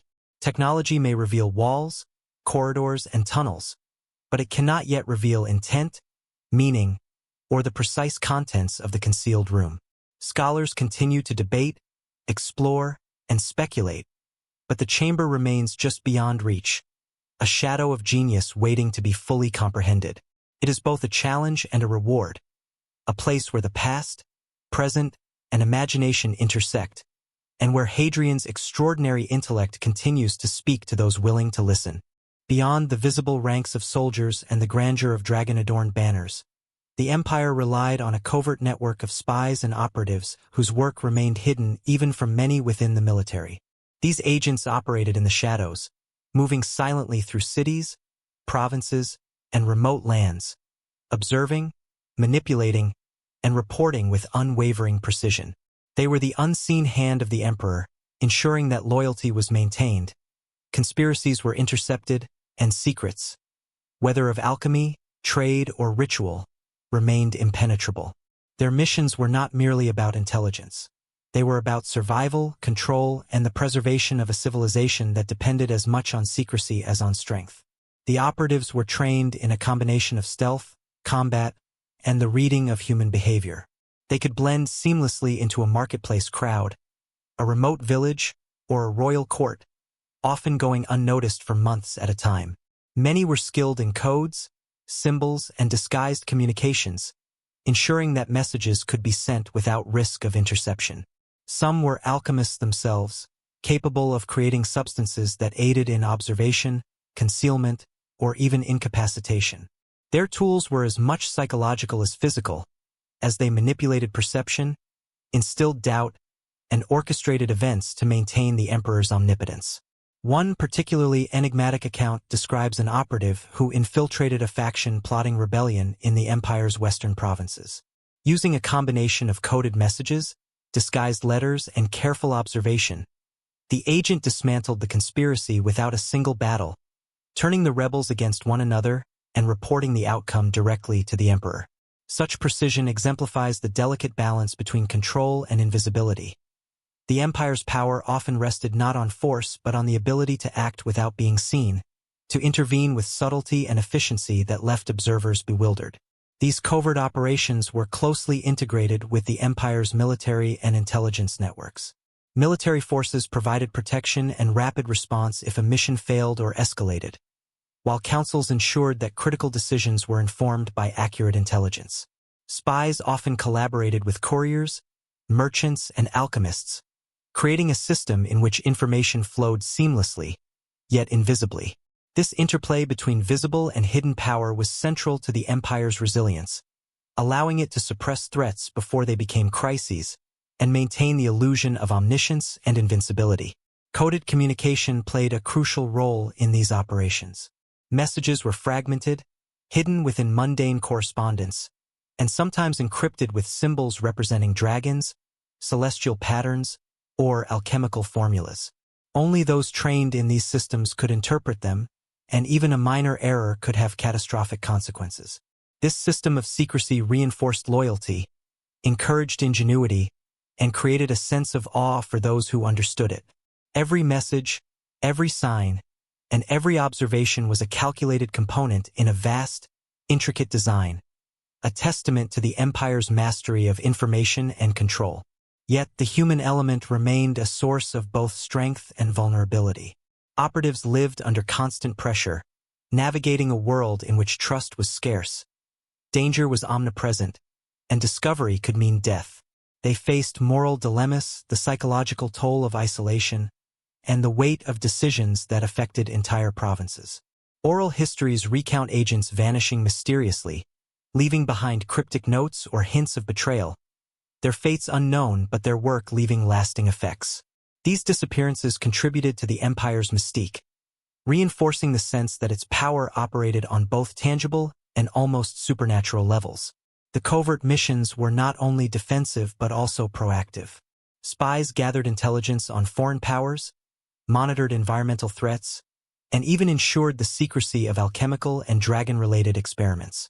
Some missions extended into distant lands, crossing mountains, deserts, and rivers to retrieve rare substances, enforce secret treaties, or observe celestial phenomena crucial for the empire's mystical practices. Success was measured not only by immediate results but by the subtle reinforcement of control, the prevention of dissent, and the protection of knowledge that could not fall into the wrong hands. Despite the sophistication of these networks, the very reliance on covert operations also revealed the empire's fragility. Information could be misinterpreted, agents could fail or vanish, and a single compromised mission might ripple into larger consequences. The secrecy that protected the empire also isolated its decision-makers, creating blind spots that could, and eventually did, contribute to its erasure. Oral histories hint at a point when multiple agents disappeared simultaneously during a critical event, leaving the emperor without accurate intelligence at a time when disaster, both natural and human-made, was closing in. The story of espionage and covert missions illuminates the extraordinary lengths to which the empire went to preserve itself. It demonstrates a civilization obsessed with anticipation, control, and mastery over both human and supernatural forces. And yet, it also exposes the inherent vulnerability of a system so reliant on secrecy, precision, and human discipline. As we study fragments of messages, diaries, and artifacts, one cannot help but marvel at the ingenuity while sensing the fragility. An empire so brilliantly orchestrated, yet ultimately unable to withstand the converging forces that would erase it from history. In the end, these hidden operatives were both the guardians and the silent witnesses of the empire's ambition. Their stories, largely lost to time, hint at a civilization whose survival depended not only on dragons, armies, and rituals, but on the invisible threads of observation, deception, and subtle manipulation.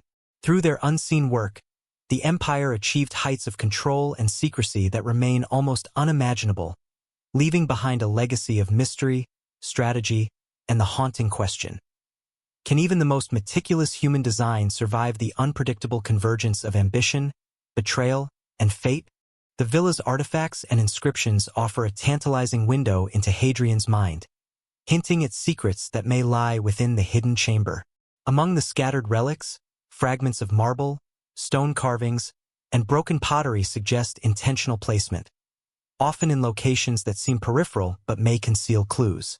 Some artifacts bear inscriptions in Greek or Latin, cryptic messages or philosophical quotations that could serve as markers or guides for those who understood their significance. The sheer variety of items, statues, ceremonial vessels, mosaics with unusual patterns, points to a deliberate curation, as though each piece played a role in a larger, hidden narrative that only the emperor could fully comprehend. Certain mosaics within the villa stand out for their unusual design and symbolic complexity. While many mosaics depict mythological scenes or pastoral landscapes, a few are markedly different.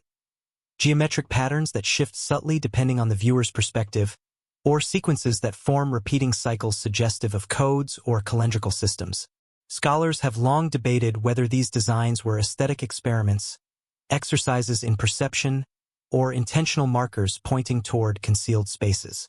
In some instances, floor mosaics appear to align with architectural anomalies, such as walls, staircases, or columns, raising the possibility that they were meant to indicate hidden passageways or even the location of the chamber itself. The combination of visual complexity and placement implies a dual function: beauty for the eye and a secret language for the mind. Inscriptions offer further intrigue. Carved into walls, columns, or the bases of statues, they range from straightforward dedications to enigmatic phrases whose meaning has eluded even the most experienced epigraphists. Some inscriptions reference the cosmos, philosophical concepts, or poetic metaphors, while others hint at secrecy and discretion. One fragment, partially preserved, reads in Latin, "What is hidden shall endure, what is seen may perish." Such statements may have served multiple purposes: warnings to the uninitiated, instructions to trusted artisans, or philosophical meditations for the emperor himself. The hidden chamber, it seems, was not simply a physical space. It was a focal point of layered meaning, encoded into the villa's very fabric. Artifacts found near suspected hidden areas add another layer of complexity. Small tools, fragments of hinges, and unusual fastenings suggest mechanisms that are no longer visible. These items hint at sliding panels, secret doors, or concealed staircases, all of which could have been employed to protect access to the chamber. While some artifacts are purely functional, others seem deliberately ambiguous, blurring the line between utility and symbolism. This ambiguity reflects Hadrian's genius. Even the objects themselves participate in the architecture of secrecy, guiding, concealing, and confounding simultaneously. The villa's statuary also plays a role in the mystery. Certain statues are positioned in unexpected ways, with gaze, gesture, or orientation aligned toward architectural anomalies or mosaics. It is possible that these statues functioned as markers, their placement signaling passages, mechanisms, or even specific times when light would illuminate hidden entrances. Some scholars suggest that Hadrian's placement of statues created a narrative, a visual and spatial story that guides perception. Visitors attuned to these cues may have been able to locate the entrance to the chamber, while others, observing without insight, would remain oblivious. Water features, once again, intersect with the villa's cryptic symbolism. Fountains, pools, and aqueducts are often situated near anomalies in mosaics or architectural structures, suggesting a functional and symbolic purpose. Reflections from water may reveal hidden inscriptions, illuminate a subtle mechanism, or even guide movement through the villa. Certain pools have irregular depths or unusual angles, creating optical effects that hint at concealed spaces. In this way, Hadrian's design merges art, engineering, and psychological manipulation, ensuring that discovery requires perception, intellect, and patience. The artifacts also suggest layers of narrative. Fragments of pottery or ceremonial vessels are sometimes found in groups that appear to correspond to sequences in mosaics or inscriptions.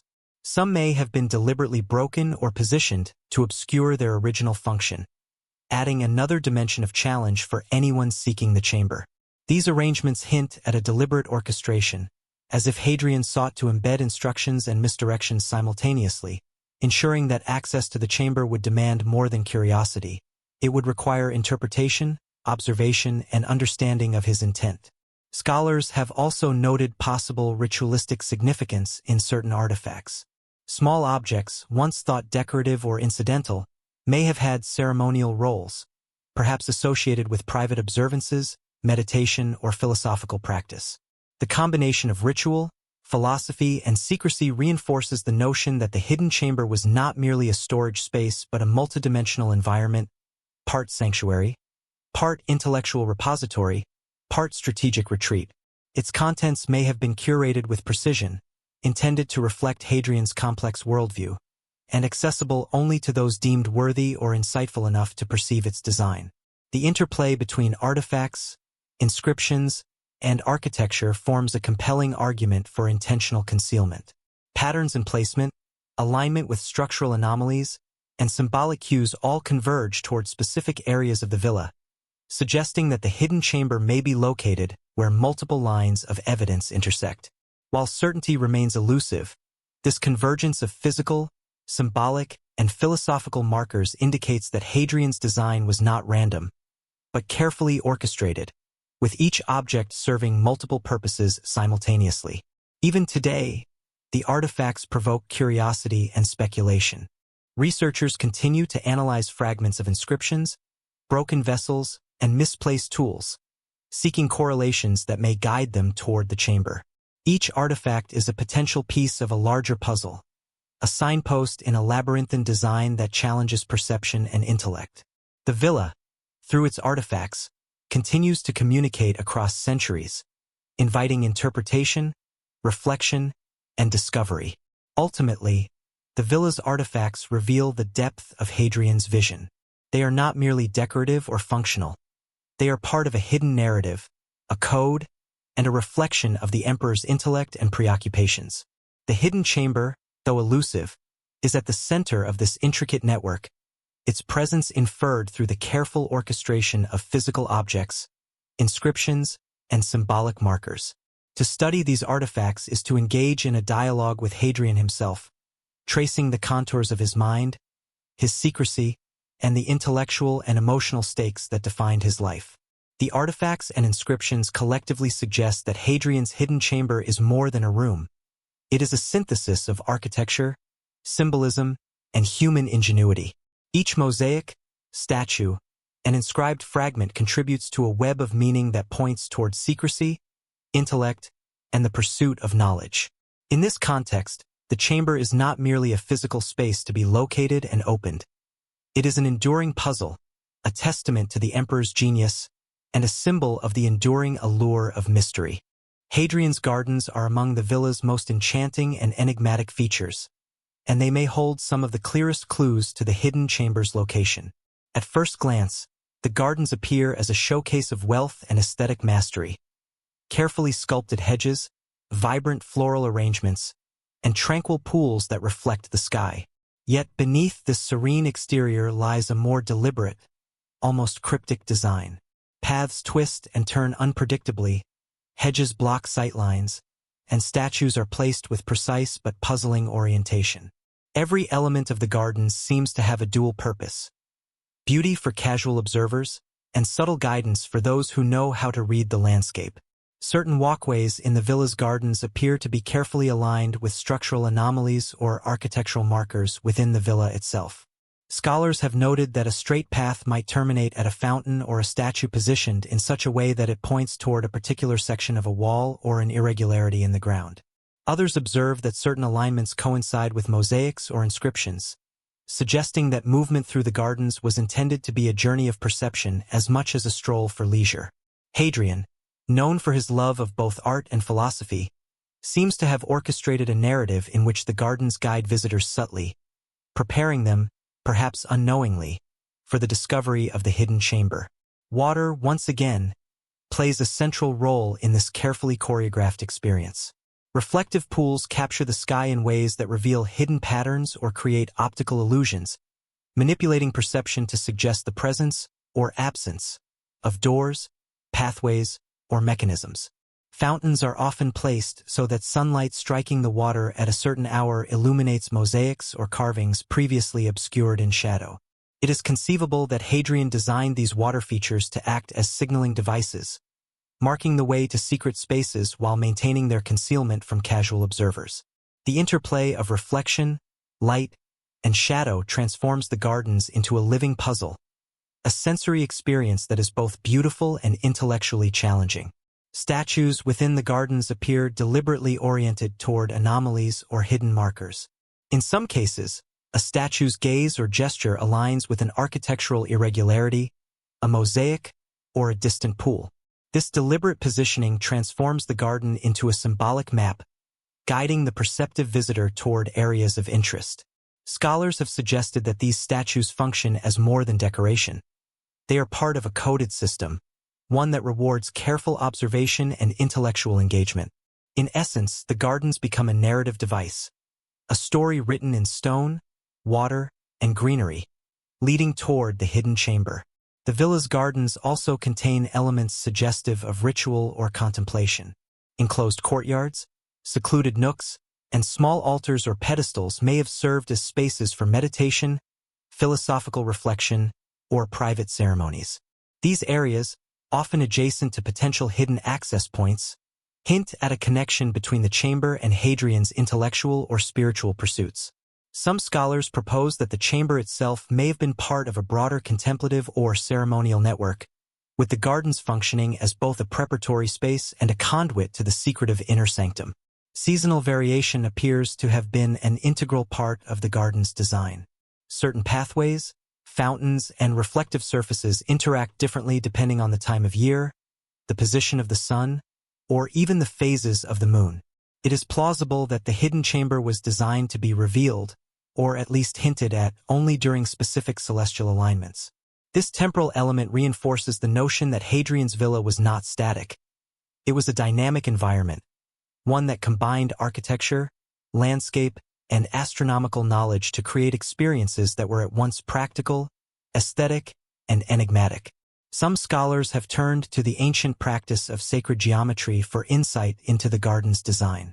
Measurements and alignments within the pathways, fountains, and hedges may correspond to mathematical or cosmological principles, embedding symbolic meaning in the layout. Certain ratios or angles appear repeatedly, suggesting that Hadrian employed geometry as a code, connecting the garden's physical form to philosophical, spiritual, or cosmological concepts. In this context, the hidden chamber is not only a physical location but a culmination of layered meaning, discovered not through brute force or chance, but through understanding the underlying principles of design, symmetry, and symbolism. The garden's architecture also incorporates sensory manipulation. Fragrances from plants, the sound of water, and the play of light and shadow were likely intended to create a heightened awareness in visitors, subtly influencing perception and focus. Imagine walking a path where the scent of flowers grows stronger near a mosaic that hints at a hidden entrance, or where the gentle trickle of a fountain masks subtle sounds emanating from a concealed passage.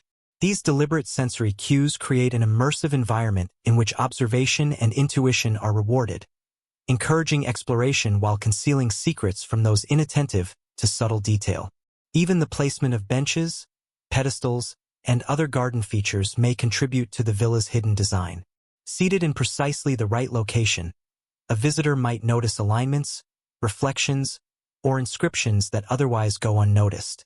From this perspective, Hadrian's gardens are an interactive space, designed to reveal their secrets gradually, through engagement, patience, and careful attention.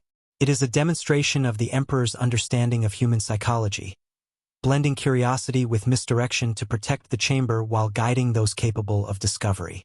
Finally, the gardens reinforce the theme of the villa as a narrative device. Each element, pathways, statues, pools, inscriptions, and alignments, interacts with the others to create a layered story, one that unfolds across space and time. Movement through the gardens is not accidental. It is an orchestrated journey, a sequence of perceptions and realizations that culminate, perhaps, in the threshold of the hidden chamber.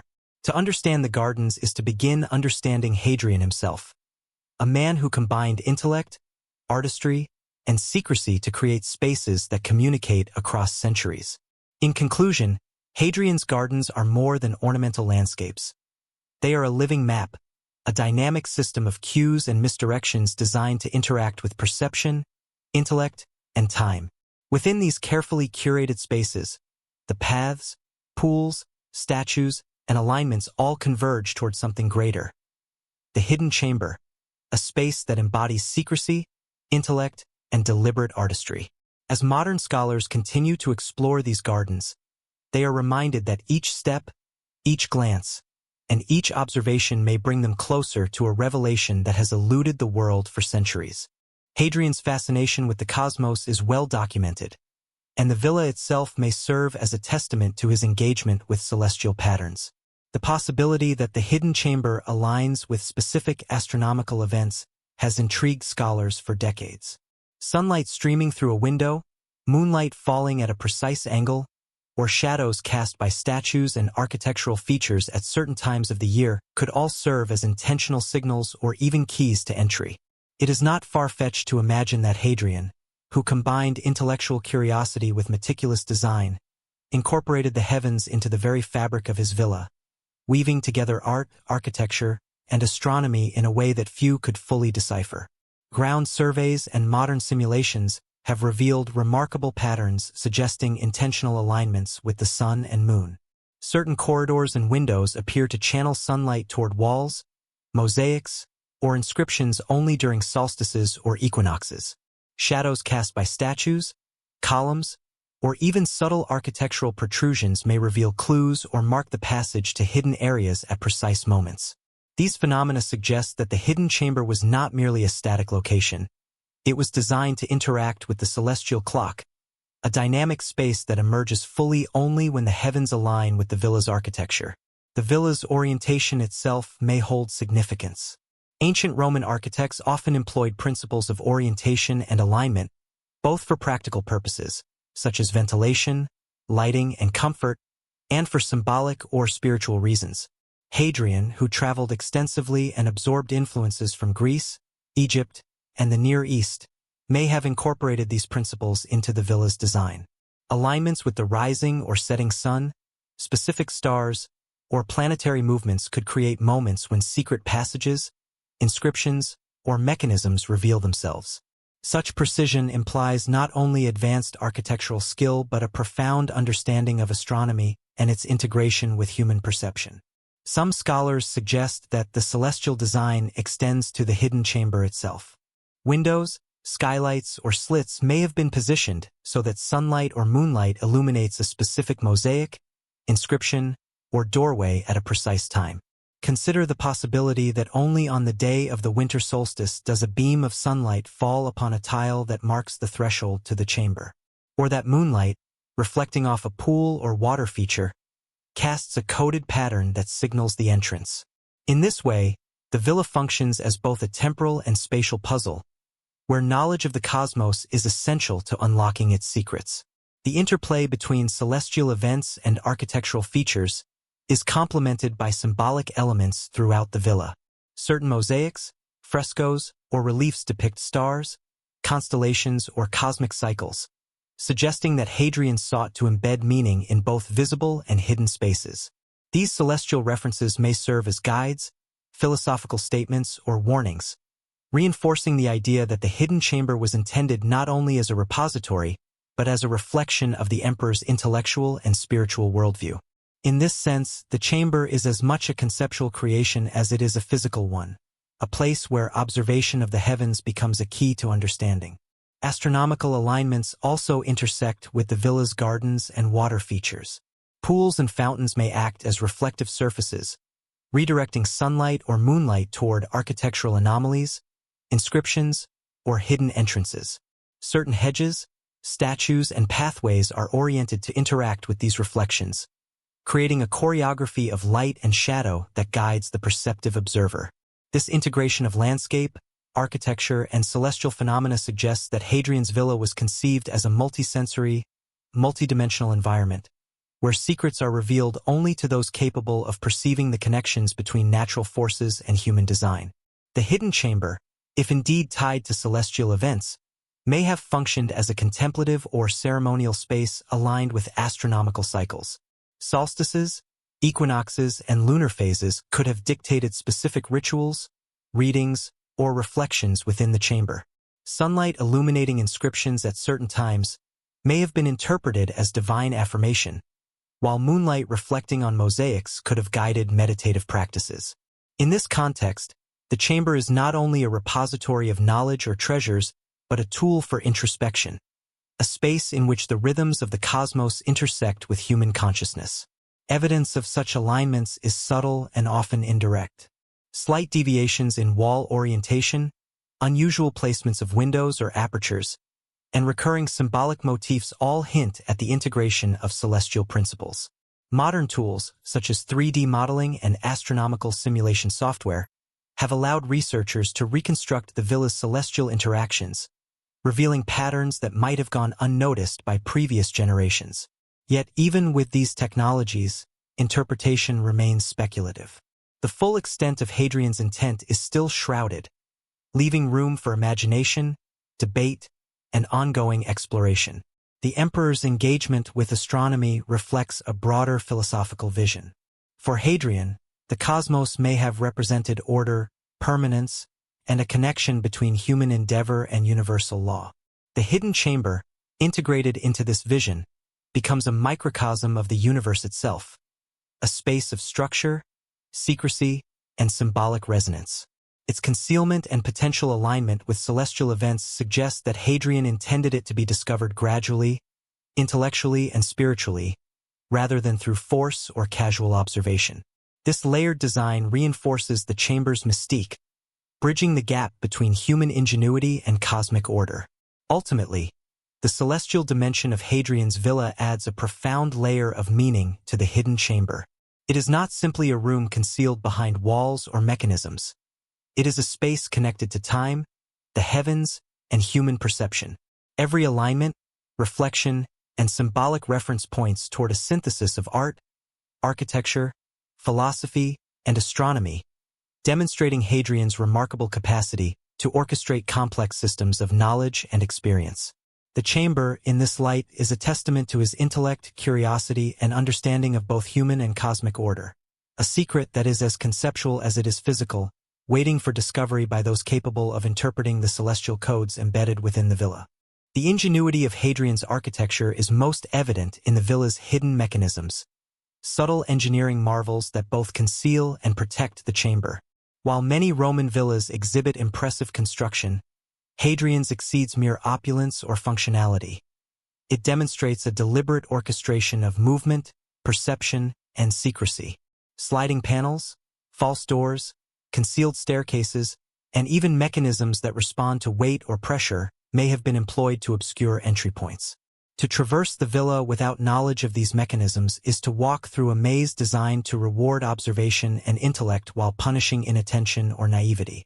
Excavations and modern surveys have revealed anomalies consistent with these hidden mechanisms. Certain door frames, for example, contain grooves that suggest sliding panels once existed.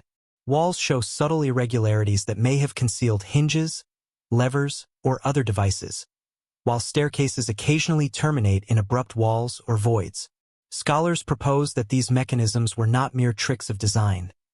They were carefully integrated into the architectural logic of the villa, forming a protective layer around the chamber. Each element functions simultaneously as structure, concealment, and guide, blending engineering with psychological strategy. The villa's mosaics often align with these mechanisms, further emphasizing their deliberate nature. Geometric patterns, repeating cycles, or seemingly random deviations in tile placement may correspond to hidden doors or movable walls. One theory suggests that mosaics functioned as both maps and keys, guiding the perceptive observer to specific panels, steps, or pressure points that reveal passageways. In this way, art and engineering converge, with aesthetic decisions serving dual purposes: beauty for casual visitors, functional code for those capable of interpretation. The villa thus becomes a multidimensional puzzle, a synthesis of intellect, craft, and intention. Even the villa's ceilings and upper floors may conceal secrets. Some rooms feature subtle recesses, beams, or architectural irregularities that suggest mechanisms for concealed compartments or passageways.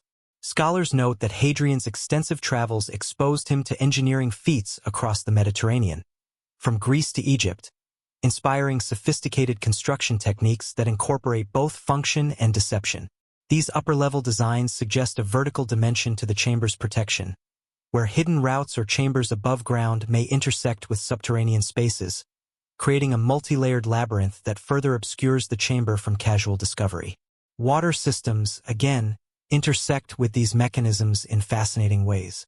Certain aqueducts and conduits may have served dual purposes, as practical sources of water and as tools for concealment.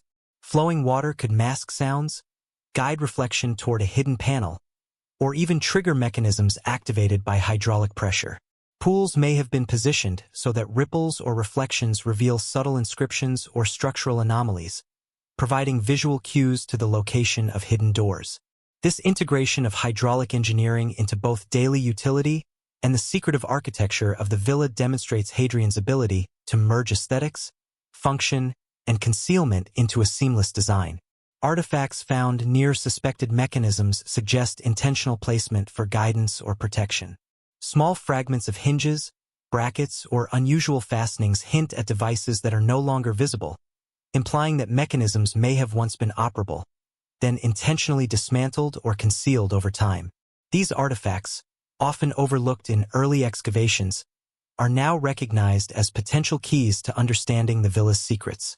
They reinforce the notion that Hadrian's hidden chamber was not merely a static space but part of an interactive, dynamic architectural system that required observation, interpretation, and ingenuity to access. The villa's doors themselves often exhibit ingenuity designed to mislead. Some doors appear solid but may have been false fronts, pivoting panels, or concealed sliding mechanisms. Others are positioned in ways that disrupt intuitive movement through the villa, leading visitors away from hidden areas or into dead ends. These design choices reflect an understanding of human behavior. Hadrian's mechanisms rely not only on engineering skill but on psychological manipulation. They challenge assumptions, reward patience, and create an environment in which discovery is earned rather than given. One of the most fascinating possibilities involves the integration of the villa's mechanisms with its celestial alignments. A sliding panel might open only when sunlight strikes a mosaic at a precise angle, or a hidden stairway may be revealed only when moonlight reflects off water onto a specific tile. These intersections of art, architecture, engineering, and astronomy elevate the villa from a residence to a sophisticated intellectual environment. The hidden chamber, therefore, is both a physical space and a conceptual achievement, protected by layers of ingenuity that span perception, mechanics, and celestial observation.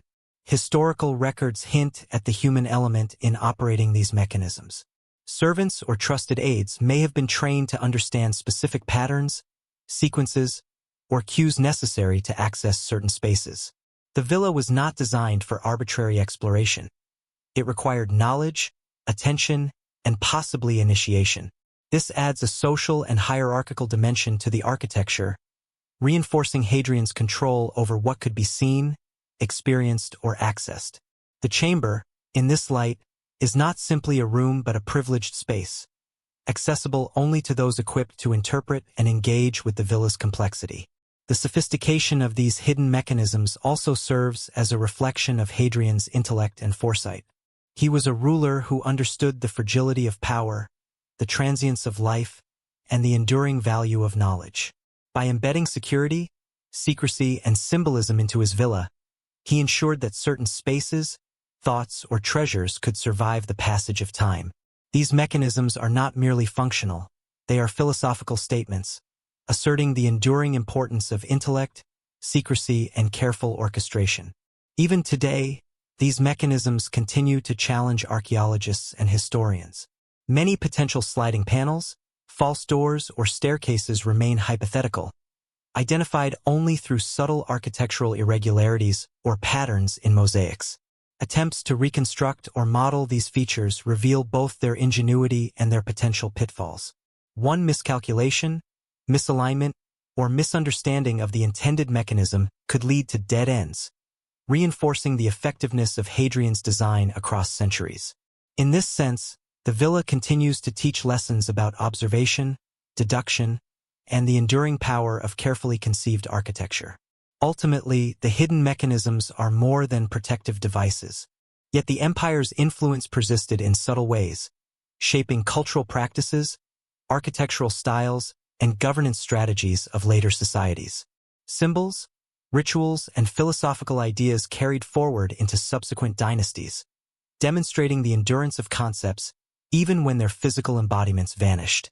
The dragon, once a central emblem of authority, wisdom, and protection, survived as a cultural motif, highlighting the power of ideas to outlast empires. Psychological and cultural strategies were integral to the empire's cohesion. Temples and public spaces were deliberately designed to reinforce authority and shared belief systems. Rituals created a sense of belonging and purpose, fostering loyalty and compliance among diverse populations. Secretive practices ensured that knowledge and power remained concentrated among a select few, preserving social hierarchies and maintaining control over the empire's narrative. This combination of psychological insight, cultural influence, and political structure reflects a civilization that understood the interplay between belief, perception, and governance, an understanding that contributed both to its success and its eventual vulnerabilities. Artifacts scattered across the landscape reveal intentional manipulation of perception and memory. Roads directed travelers along routes that emphasized imperial symbolism, bridges created visual continuity between key sites, and ceremonial spaces aligned with celestial events to convey divine legitimacy. Burial practices were similarly strategic, with tombs positioned to communicate authority and influence beyond the immediate community. These methods suggest that the empire's leaders sought not merely to govern the present, but to shape collective memory, ensuring that their ideals would echo through generations even if the empire itself eventually fell.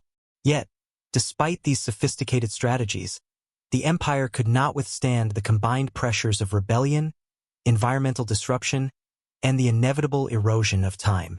Settlements decayed, trade networks collapsed, and centralized authority weakened. The fall was neither sudden nor violent in every instance. It was a complex process of attrition, punctuated by moments of upheaval and adaptation.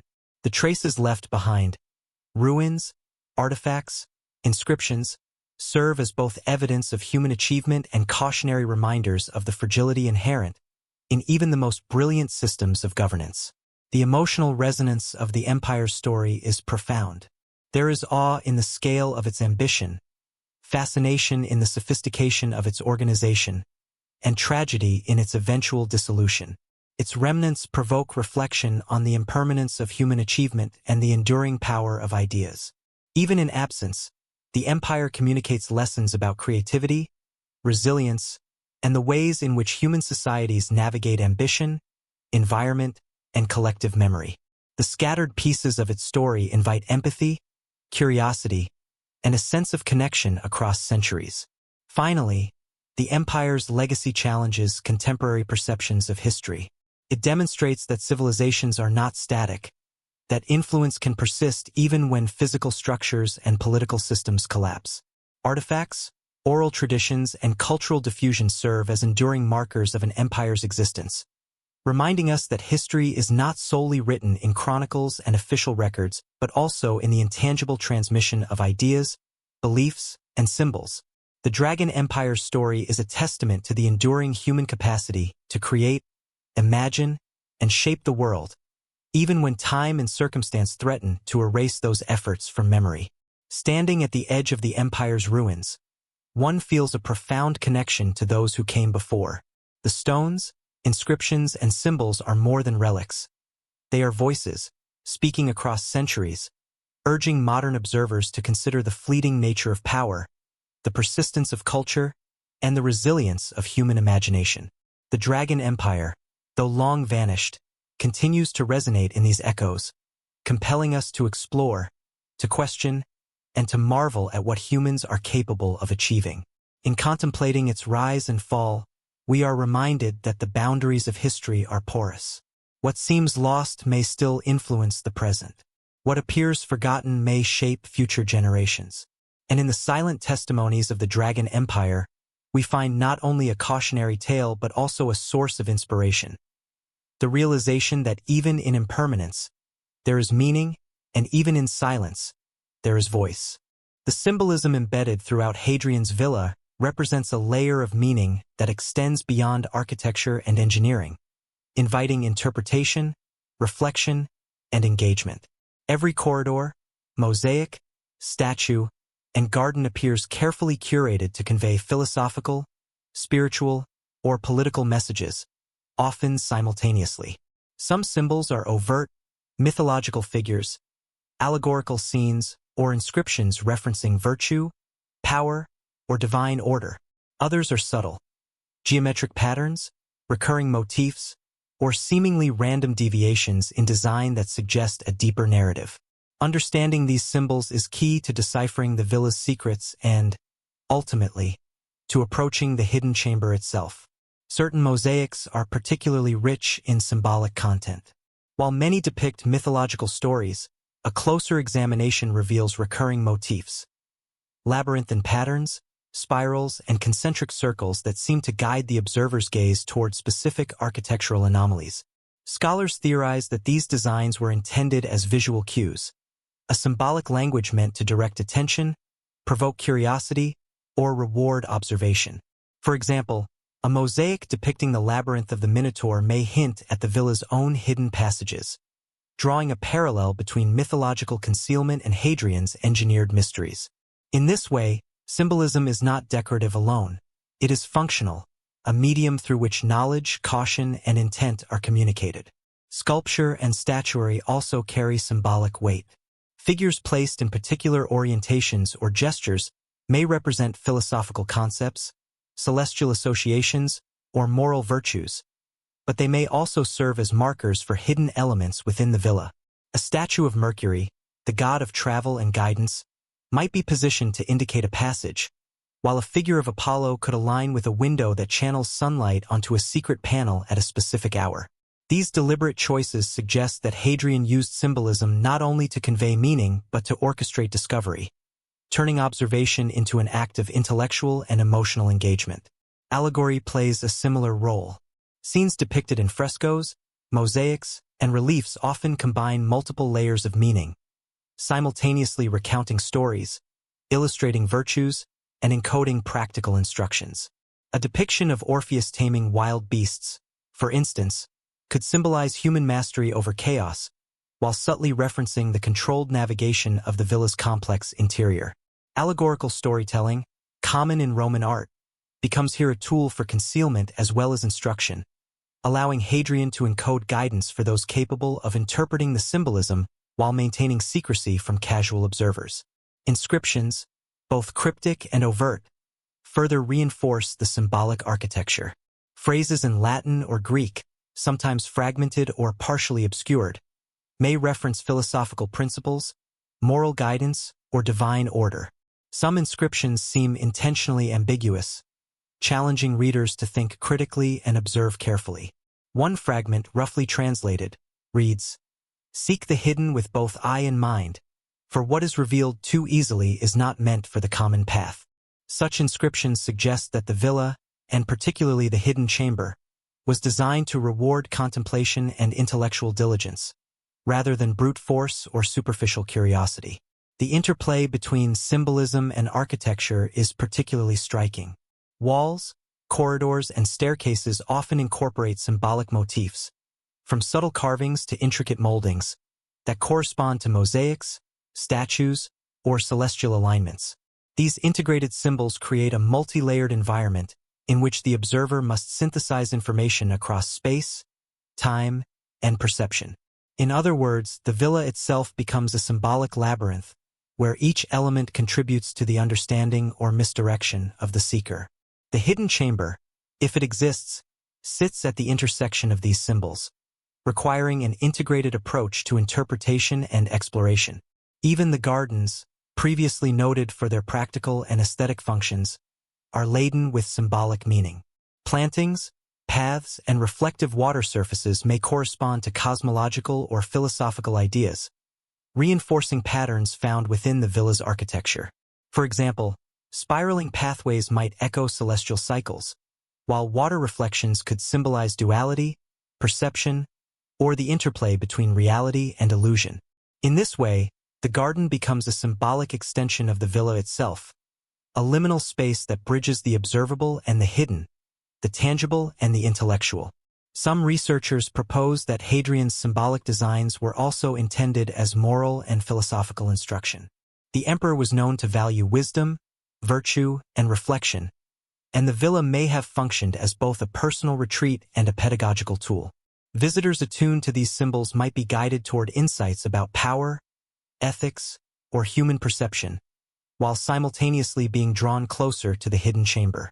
This dual purpose, intellectual enrichment and concealment, reflects Hadrian's understanding of the interplay between knowledge, secrecy, and responsibility.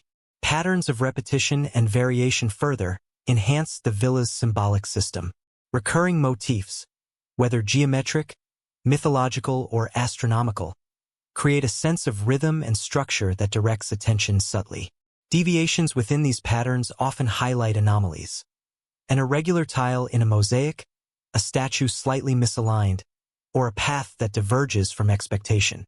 These deviations act as signposts, rewarding careful observation and deliberate engagement, guiding the perceptive toward the villa's hidden spaces. Symbolism thus functions as both a narrative and a navigational tool, blending art and utility seamlessly. Finally, the symbolic and allegorical elements within the villa contribute to the emotional and intellectual experience of the visitor. Moving through spaces rich in layered meaning, one encounters not only aesthetic beauty but intellectual challenges, philosophical reflection, and subtle hints of the hidden chamber's existence. Each symbol, inscription, and alignment engages the mind and senses simultaneously, creating a complex dialogue between the observer and Hadrian's intentions. The hidden chamber is at the heart of this dialogue, its presence inferred through careful interpretation of the villa's symbolic language. In essence, Hadrian's villa is a living codex, a narrative of art, architecture, philosophy, and secrecy written across space and time. The hidden chamber, embedded within this symbolic system, is both a destination and a concept, a space that embodies the interplay of intellect, observation, and human curiosity. To approach the chamber is to engage with the emperor's mind, to navigate a landscape of allegory and meaning, and to confront the intellectual and emotional challenges that Hadrian designed to test, protect, and inspire. The hidden chamber, as a repository of secrets and symbols, was not merely a private indulgence. It existed within a world of political tension, intrigue, and potential betrayal. Hadrian's Rome was a place of immense power, where alliances were fragile, loyalties shifted like sand, and information was currency more valuable than gold. Within this context, the chamber may have functioned as both sanctuary and safeguard, holding documents, artifacts, or knowledge that could destabilize the empire if mishandled. To understand the chamber is to understand not only Hadrian's genius but also the precarious world in which he operated, a world in which secrecy was essential to survival. Hadrian was acutely aware of the threats around him. Senators, generals, and provincial governors all held varying degrees of power and influence, and the emperor's decisions often provoked envy, ambition, or dissent. Letters, reports, and sensitive documents may have been stored in the hidden chamber, detailing plots, allegiances, and betrayals. If exposed, such information could have toppled careers, incited rebellion, or even threatened the emperor's life. The chamber, then, is as much a fortress as it is a reflection of Hadrian's intellect, a place where control over knowledge equated to control over destiny. Historical records hint at tensions within Hadrian's inner circle. Trusted advisors sometimes became rivals, confidants occasionally turned traitors, and the emperor had to navigate a delicate web of relationships to maintain authority. It is plausible that the chamber contained not only administrative or strategic materials but also personal correspondences, letters revealing private sentiments, philosophical debates, or candid opinions about the empire and its leaders. Such documents would have been invaluable for understanding the political landscape and equally dangerous if discovered by the wrong person. Hadrian's foresight in protecting them underscores his understanding of human nature, ambition, and the fragility of trust. The human stakes surrounding the chamber extend beyond political power to matters of personal loyalty and betrayal. Servants, aides, and courtiers, aware of its existence, may have been required to navigate complex instructions, interpret coded messages, or perform specific rituals to gain access. In a society where failure or indiscretion could result in severe consequences, the chamber would have been a crucible of obedience, observation, and discretion. Those who entered, or attempted to enter, without the emperor's guidance risked exposure, disgrace, or worse. The chamber's very existence is a testament to Hadrian's recognition of the danger inherent in knowledge and the necessity of controlling who could possess it. Some historians speculate that the chamber may have also contained sensitive information about succession, alliances, or military strategy. Rome's borders were vast, and the empire faced constant threats from external forces as well as internal unrest. Plans for troop deployments, fortifications, or diplomatic maneuvers could have been documented in the chamber, making it a critical node of imperial security. Its concealment would ensure that vital knowledge remained protected, accessible only to those with both authorization and understanding. In this sense, the chamber functioned as a safeguard for the empire itself, a repository of power and foresight meticulously hidden within the villa's labyrinthine design. The emotional stakes for those close to Hadrian cannot be overlooked. Courtiers, confidants, and servants would have been acutely aware of the risks surrounding the chamber. A single misstep, misinterpretation of a symbol, misplacement of an artifact, or revelation of a secret path could lead to personal ruin. This environment of tension and vigilance creates a human drama that is as compelling as the architectural and symbolic intrigue. The hidden chamber, therefore, is not only a space of intellectual challenge but a stage for human psychology, where loyalty, ambition, and fear converge. Betrayal, in particular, may have been a constant concern.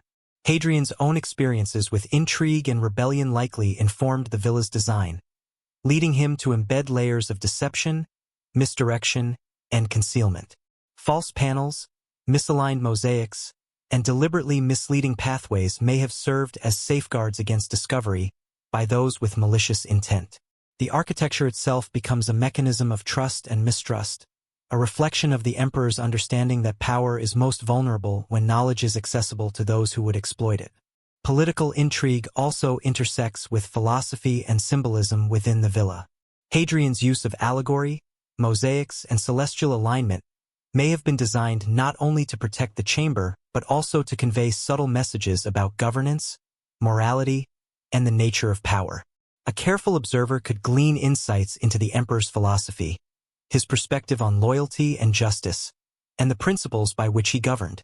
In this way, the chamber operates simultaneously as a repository of sensitive information, a protective device, and a reflection of Hadrian's worldview.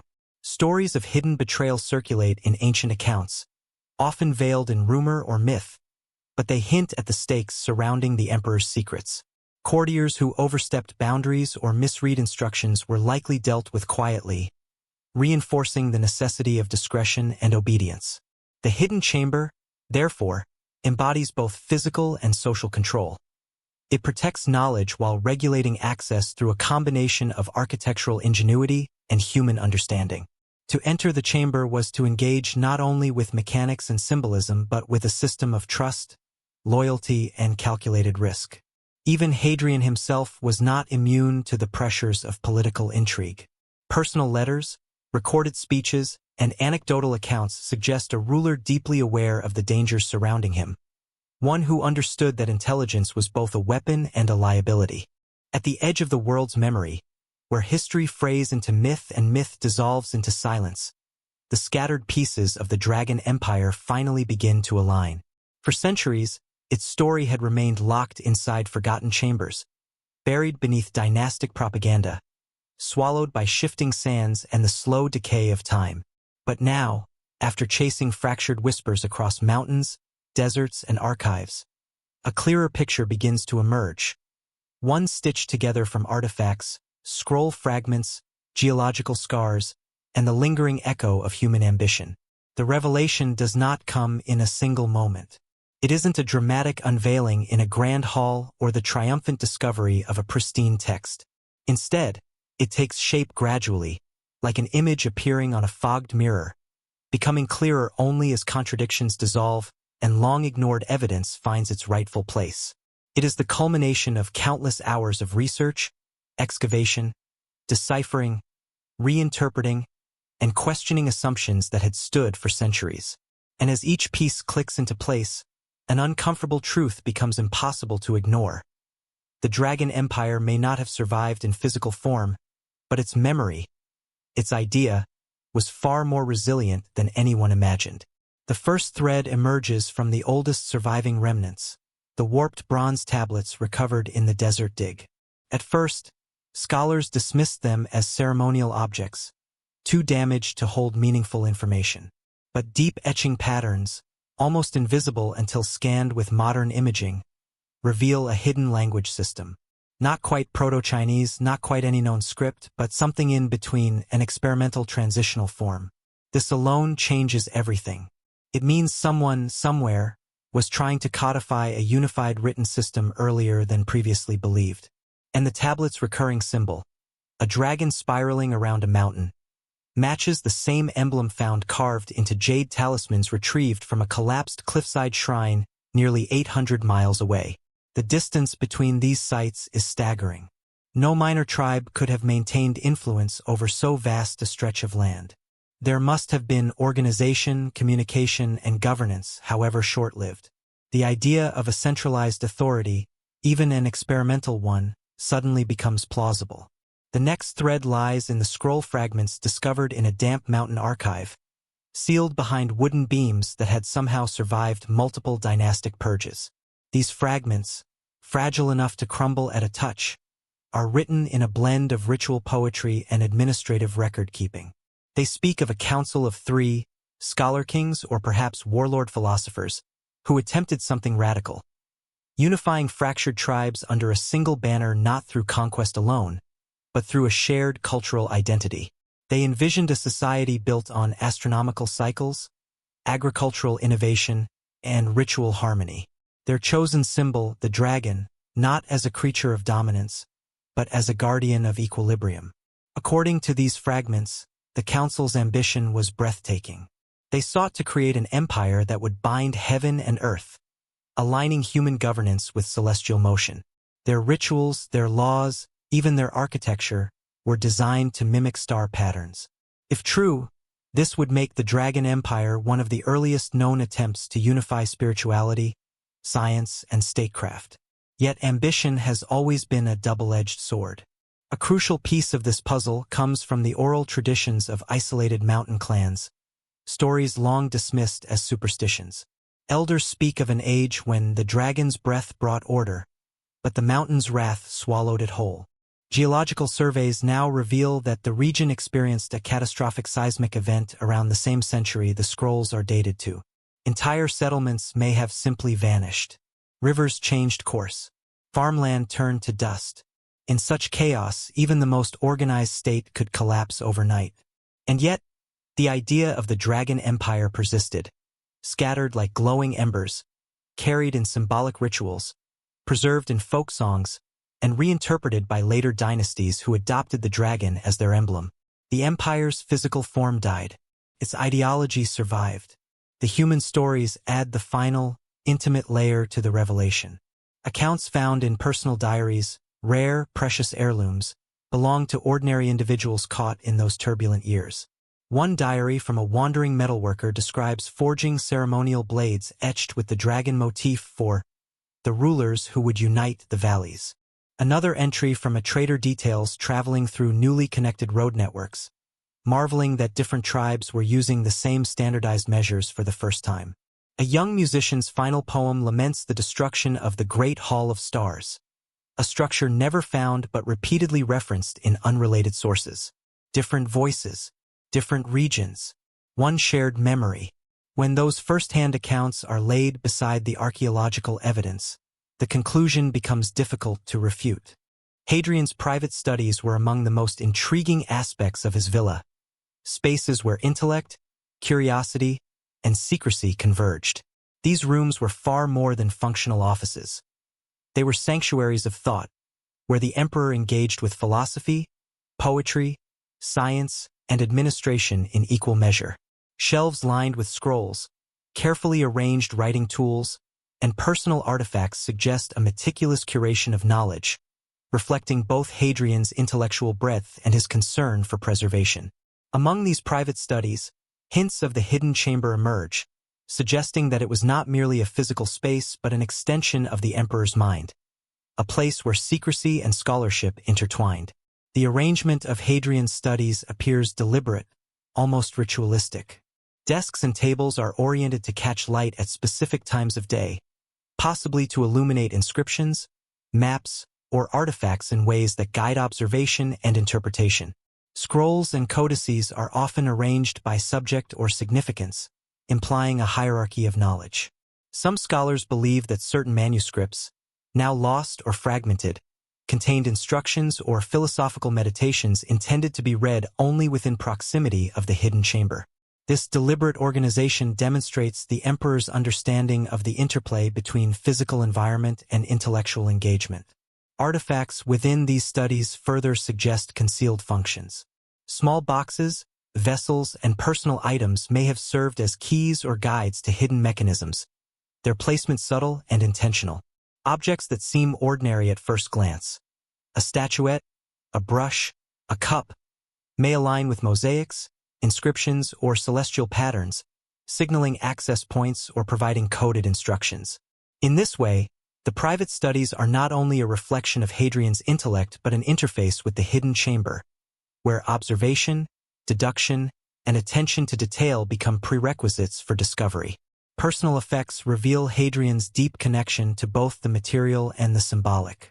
Items associated with travel, maps, compasses, and artifacts collected during his journeys sit alongside objects of philosophical or religious significance, suggesting a blending of worldly knowledge and metaphysical inquiry. This juxtaposition underscores the dual nature of the villa, a space for administration, reflection, and curiosity, but also a carefully curated environment in which secrecy and insight are intertwined. The hidden chamber is central to this balance, positioned at the nexus of practical, intellectual, and symbolic concerns. The studies themselves contain architectural nuances suggestive of concealment. Walls are occasionally thicker than necessary, with subtle irregularities that hint at hidden compartments. Floors, ceilings, and columns may incorporate mechanisms, sliding panels, concealed doors, or false surfaces, designed to obscure or protect valuable materials. These architectural choices reflect Hadrian's foresight, ensuring that knowledge, artifacts, and correspondence remain secure, accessible only to those capable of interpreting both design and symbolism. The studies thus function as both workspaces and guardians of secrets, blending intellect and strategy seamlessly. Lighting plays a significant role in the private studies, both practically and symbolically. Windows and apertures are positioned to channel sunlight onto specific areas, illuminating manuscripts, mosaics, or inscriptions at certain times of day. In some cases, reflections from water features or polished surfaces may redirect light, revealing subtle details otherwise hidden. Scholars speculate that such precision may have served dual purposes, facilitating study and observation while simultaneously signaling the presence of concealed elements, or guiding the perceptive observer toward the hidden chamber. The human element within the studies is equally important. Servants, scribes, and close confidants likely assisted Hadrian in maintaining the rooms, arranging materials, or performing rituals associated with secrecy. This dynamic introduces both trust and vulnerability. Those entrusted with knowledge of the study's contents or the chamber's existence occupied a delicate position, navigating the emperor's expectations and the inherent risks of proximity to hidden secrets. Their awareness of the chamber's significance added tension, requiring careful discretion and loyalty, and reinforcing the human stakes that surrounded Hadrian's most private spaces. Symbolism permeates the studies as thoroughly as it does the rest of the villa. Decorative elements, inscriptions, and artifacts collectively create a coded environment in which observation, interpretation, and intellect are required to unlock meaning. Mythological motifs, philosophical quotations, and allegorical images all serve dual purposes: aesthetic enrichment and guidance toward hidden knowledge. For instance, a depiction of Athena might simultaneously symbolize wisdom while aligning with a mechanism or marking a threshold leading toward the chamber. Every detail is intentional, merging the intellectual, the practical, and the symbolic in a seamless whole. The chamber itself, viewed in this context, emerges not merely as a storage space but as a locus of personal, philosophical, and strategic significance. It is a place where Hadrian's studies, symbolic designs, celestial alignments, and private reflections converge, forming a multidimensional space of both concealment and revelation. Its contents may have ranged from administrative documents and personal correspondence to philosophical treatises, artifacts, or treasures of unique importance. The chamber is, in essence, an extension of the emperor's mind, embodying both his intellectual rigor and his meticulous attention to security and secrecy. The intimate nature of the studies and the hidden chamber underscores a broader psychological dimension. Hadrian's desire for concealment may reflect both practical concerns, protection of sensitive knowledge, and deeper personal motivations. In these spaces, the emperor exercised control over perception, experience, and access, creating environments in which discovery required intellect, patience, and discretion. The hidden chamber, therefore, is not only a repository of objects or documents but a manifestation of Hadrian's cognitive and philosophical approach to knowledge, power, and legacy. The convergence of intellect, symbolism, and secrecy within the studies also has an emotional resonance. Walking through these rooms, one can imagine Hadrian engaged in contemplative thought, arranging scrolls, observing the effects of sunlight and shadow, and reflecting on both personal and political challenges. The hidden chamber represents the culmination of this environment, a space where insight, observation, and understanding intersect. Its existence adds tension, intrigue, and purpose to the villa's design, transforming ordinary study into a multidimensional pursuit of knowledge and protection. Ultimately, Hadrian's private studies illustrate the villa's most intimate intersection of architecture, intellect, and secrecy. They are spaces where symbols, mechanisms, artifacts, and celestial cues converge, preparing the visitor, or the perceptive observer, to encounter the hidden chamber. In these studies, Hadrian's genius is most apparent. The integration of beauty, function, symbolism, and psychological insight into an environment designed to educate, challenge, and conceal. The chamber, at the heart of this system, is both a physical and conceptual space, embodying secrecy, intellect, and the enduring intrigue of one of Rome's most enigmatic emperors. This lost empire teaches us that greatness does not guarantee remembrance. Only constant effort, documentation, cultural transmission, and global connection can preserve a legacy. It reminds us that civilizations are delicate ecosystems, dependent on balance, adaptability, and humility. It warns us that no matter how far we progress, the forces of nature, time, and human forgetfulness are always stronger. But it also inspires us to continue searching, to continue uncovering truths hidden beneath soil, sand, and seawater.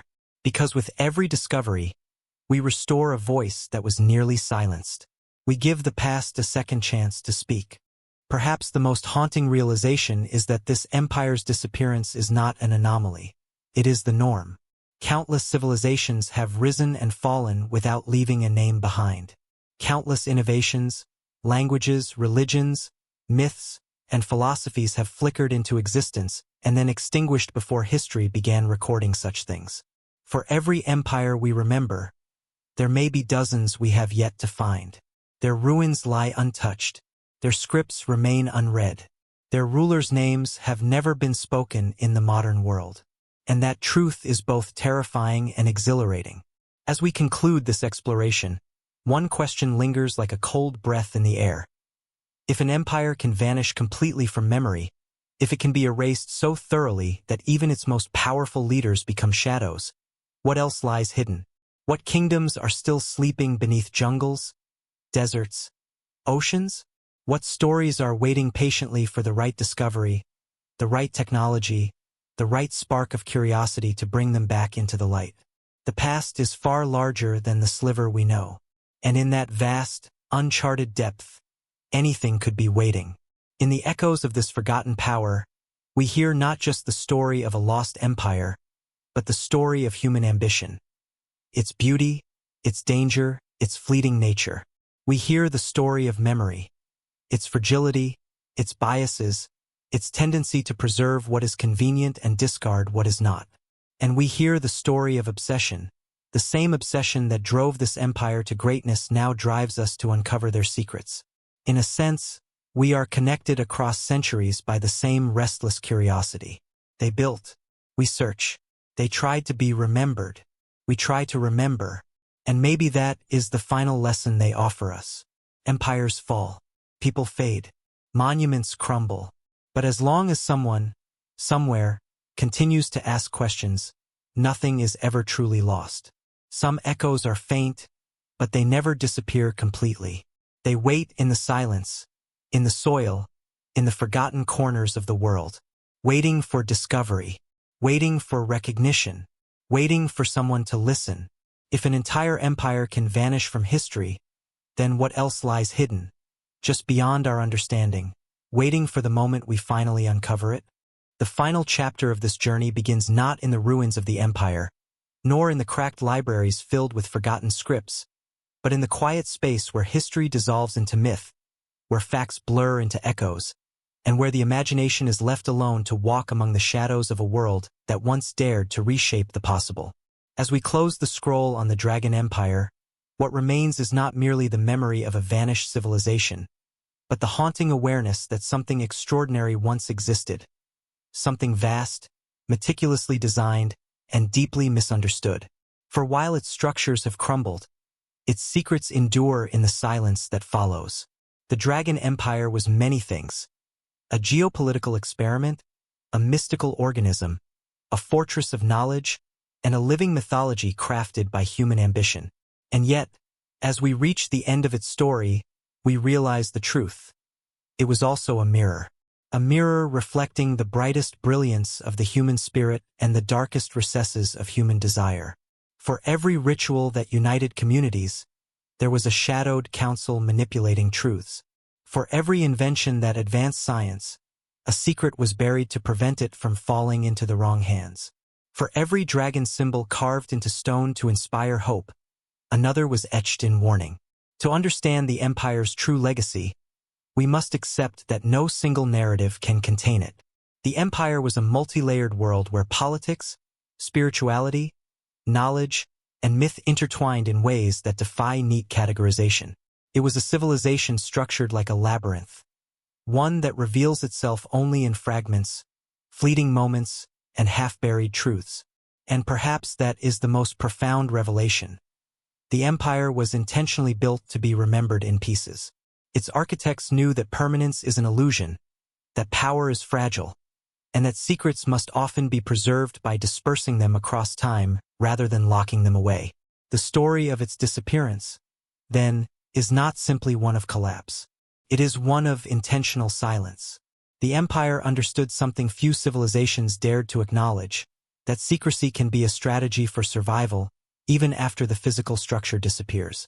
To dissolve without leaving a complete record was a final act of control, a final gesture of mastery over destiny. And yet, in that silence, they overlooked one truth. Silence often speaks louder than words. Silence is an invitation. Silence is a challenge. Silence is a doorway left ajar for future generations to peer through, wondering what lies in the darkness beyond. As we sift through the remaining fragments, the cracked dragon seals, the broken jade tablets, the brittle scrolls inked with fading symbols, a pattern emerges. The fragments do not simply document rituals or governance. They describe a worldview in which knowledge was not merely a tool, but a force, something with weight, power, and danger, something that had to be guided, protected, and sometimes suppressed. They believed knowledge could elevate humanity, but if misused, could also tear it apart. Their empire was built on the razor's edge between revelation and secrecy. And this delicate balance was both their strength and their downfall. Imagine the empire at its height. Sprawling academies where scholars debated the nature of the cosmos. Vast chambers where strategists mapped not only territory but the psychology of neighboring realms. Underground sanctuaries where rituals aligned with celestial patterns in an effort to merge human intention with the forces of nature. The empire was a living experiment in harmonizing the physical and metaphysical. A bold attempt to unify human intellect, spiritual discipline, and empirical observation. That such a civilization existed at all challenges our assumptions about ancient history. That it disappeared so completely challenges our assumptions about the durability of human achievement. But disappearance is not erasure. As travelers, historians, and storytellers wander through mountains, deserts, and long-forgotten cities, they stumble upon remnants that refuse to yield their secrets easily. A half-buried mosaic depicting a dragon with its wings folded. A stone tablet with symbols that match no known writing system. An underground tunnel aligned with constellations that should not have been mapped with such precision. These discoveries are sparks, tiny points of light that illuminate the silhouette of a forgotten empire. They remind us that history, even when silent, never truly stops speaking. It whispers, it hints, it beckons. Of all the symbols the empire left behind, none is more profound than the dragon. To modern eyes, dragons are mythological creatures, embodiments of imagination rather than fact. But to the empire, the dragon was a synthesis of metaphor and power. It represented not only strength and wisdom, but balance between chaos and order, secrecy and revelation, destruction and creation. In the empire's belief system, dragons were not merely beasts or deities. They were embodiments of forces that shape civilizations. Forces that must be understood, respected, and controlled. As researchers delved deeper into Ötzi's final hours, a new layer of his story emerged. One built not on artifacts, but on movement. His path across the Alps was not random. Every step he took, every elevation he climbed, carried meaning. Scientists reconstructed his last journey through pollen traces, mineral particles, and microscopic plant fragments embedded in his clothing and digestive system. These fragments revealed that in just 48 hours, Ötzi descended into a valley, ate a full meal, and then climbed thousands of feet back up into the mountains. It was a path taken with urgency rather than routine. Something or someone was following him. His last meal, a carefully prepared combination of ibex meat, grains, and herbs, was not the meal of a man casually traveling. It had been eaten quickly, yet deliberately, as if he knew strength would be needed for what lay ahead. The terrain he crossed grew harsher with each hour. Sharp winds, thinning air, and steep rock paths surrounded him. Yet he kept going, driven by purpose or fear, perhaps both. The microscopic evidence painted a vivid picture. He paused briefly near a forest, then climbed again toward the glacier where he would ultimately fall. His final journey becomes even more haunting when paired with the weapons found beside him. He carried a nearly finished bow, still rough at the edges, as if crafted in a hurry. His copper axe, a symbol of status, remained tightly bound to him, suggesting he expected danger. Section 23 captures the image of a man on the run, climbing higher into unforgiving mountains, unaware that the ice beneath his feet would become his tomb, and his voice to the future. The wounds on Ötzi's body were not random marks of nature.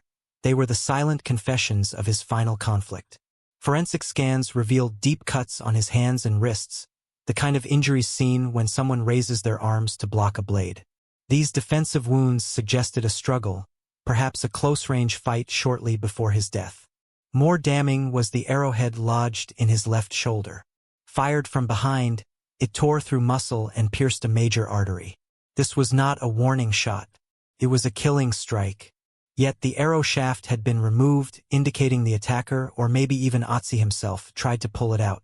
Blood traces from multiple individuals were found on his weapons. This astonishing detail revealed he had not been alone in the hours leading to his death. There was combat, real combat, before the fatal shot. Whether he was ambushed, betrayed, or defending his people remains a mystery, but everything points to a violent confrontation. Near his body lay a copper axe, astonishingly well-crafted and rare for his era. Many researchers believe this axe may have been the reason he was targeted.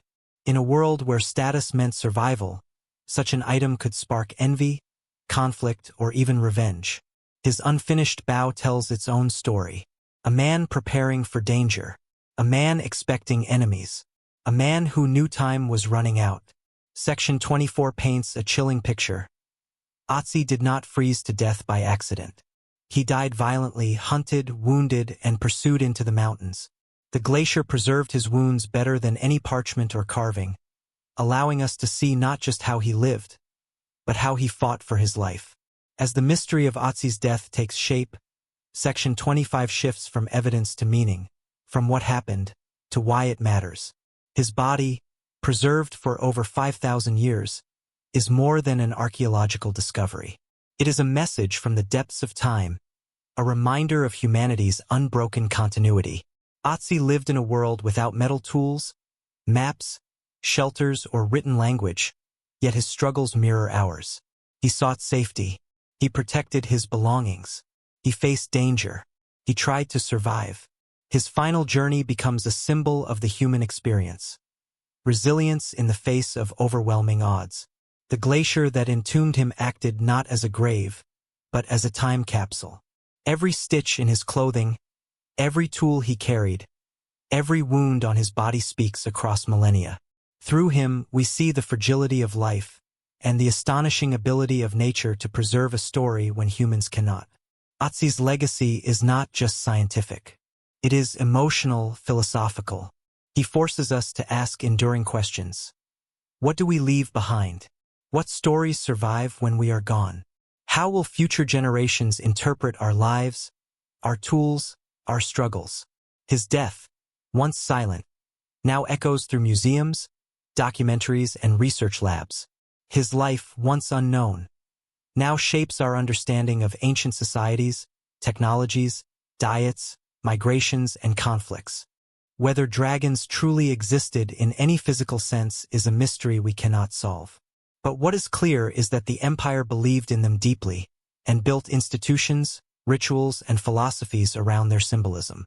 As we reach the final pages of this documentary, one question lingers. Did the empire truly vanish, or did it transform? Is it possible that remnants of its knowledge live on in subtle ways, embedded in philosophies, in rituals carried forward by remote communities, or in the structural designs of later dynasties? Some scholars argue that echoes of the empire appear in the sudden leaps of scientific and architectural brilliance in later Chinese history. Others believe its ideas survived in the form of esoteric traditions, passed secretly from master to disciple across centuries. If this is true, then the empire did not collapse. It dissolved into influence, becoming a hidden current shaping the river of history. But perhaps the most haunting possibility is the simplest one. The empire was never meant to be fully understood. It was meant to be questioned. It was meant to exist at the boundary between history and myth, knowledge and imagination. It was meant to provoke curiosity, inspire awe, and challenge assumptions. Its legacy is not a set of facts, but a field of possibilities. Its brilliance lies not only in what it created, but in what it left intentionally unsaid. And so, as we step away from the ruins and manuscripts and let the dust settle, we find ourselves confronting the deeper lesson the empire offers. That human civilization is not defined solely by what it builds, but by the mysteries it leaves behind. The empire teaches us that not all knowledge needs to be complete, not all stories need closure, and not all truths need to be uncovered. Some truths are powerful precisely because they remain elusive, suspended between revelation and shadow. Standing at the crossroads of fact and myth, we are invited to reflect not only on the empire's journey but on our own. What dragons do we pursue? What secrets do we guard? What ambitions do we chase into the unknown? The empire's story is a metaphor for the human condition, our endless quest for mastery, meaning, and transcendence. And like the empire, we too must confront the fragile boundary between brilliance and fallibility, between creation and destruction. As the final echoes fade, one image remains. A dragon carved in stone, wings unfurled, eyes fixed not on the past but on the horizon, a symbol of what was, what might have been, and what still might be. A reminder that history is not a closed book, but a living labyrinth, filled with doorways waiting for those curious enough to open them. And in that final image, we find our last message from the Empire. Seek, wonder, question. For the extraordinary is never truly lost. It merely waits in silence for those who dare to look for it. The villa, with its mosaics, corridors, and hidden niches, continues to inspire awe. Yet it is the hidden chamber that captures the imagination, representing both human ingenuity and the quest for understanding. Hadrian's design integrates intellect, emotion, and observation, creating a space where knowledge is preserved and discovery is earned. Its mystery teaches patience, attention, and respect for the process of learning. The chamber also reflects the emperor's awareness of mortality and legacy. By safeguarding knowledge, he created a bridge between generations, ensuring that his insights, reflections, and vision might endure beyond his lifetime. It embodies the intersection of intellect, emotion, and foresight, reminding us that the most profound treasures are often intangible: wisdom, insight, and careful observation. Even now, the chamber challenges us to consider what is hidden in our own lives, in history, and in human experience. Some truths require effort and reflection to uncover. In this sense, Hadrian's chamber is timeless, a metaphor for curiosity, the pursuit of knowledge, and the delicate balance between revelation and restraint. Its legacy is not only in stone or artifacts, but in the minds it continues to inspire, inviting each of us to engage with history thoughtfully, patiently, and imaginatively. As the villa rests in the quiet of centuries, the hidden chamber endures as a symbol of intellect, secrecy, and human ambition. It is both a physical and metaphorical space, challenging us to observe, reflect, and think critically. Hadrian's genius lies not only in concealment, but in creating a structure that transforms curiosity into learning, insight, and moral reflection. The chamber reminds us that knowledge is fragile and discovery is earned. Its mysteries, whether revealed or forever hidden, encourage reflection on history, perception, and the human desire to understand. The interplay of architecture, symbolism, and foresight demonstrates that some of the greatest lessons are not in what is visible, but in what is concealed and contemplated. Ultimately, the chamber invites us to ponder the value of patience, intellect, and ethical engagement. It bridges past and present, intellect and emotion, secrecy and revelation, leaving us with awe and contemplation. Hadrian's hidden chamber is more than a relic of Roman ambition. It is a timeless meditation on the pursuit of knowledge, the responsibility that comes with insight, and the enduring power of curiosity. It challenges us to look beyond the obvious, to engage fully with what we discover, and to consider the secrets that continue to shape history and human experience.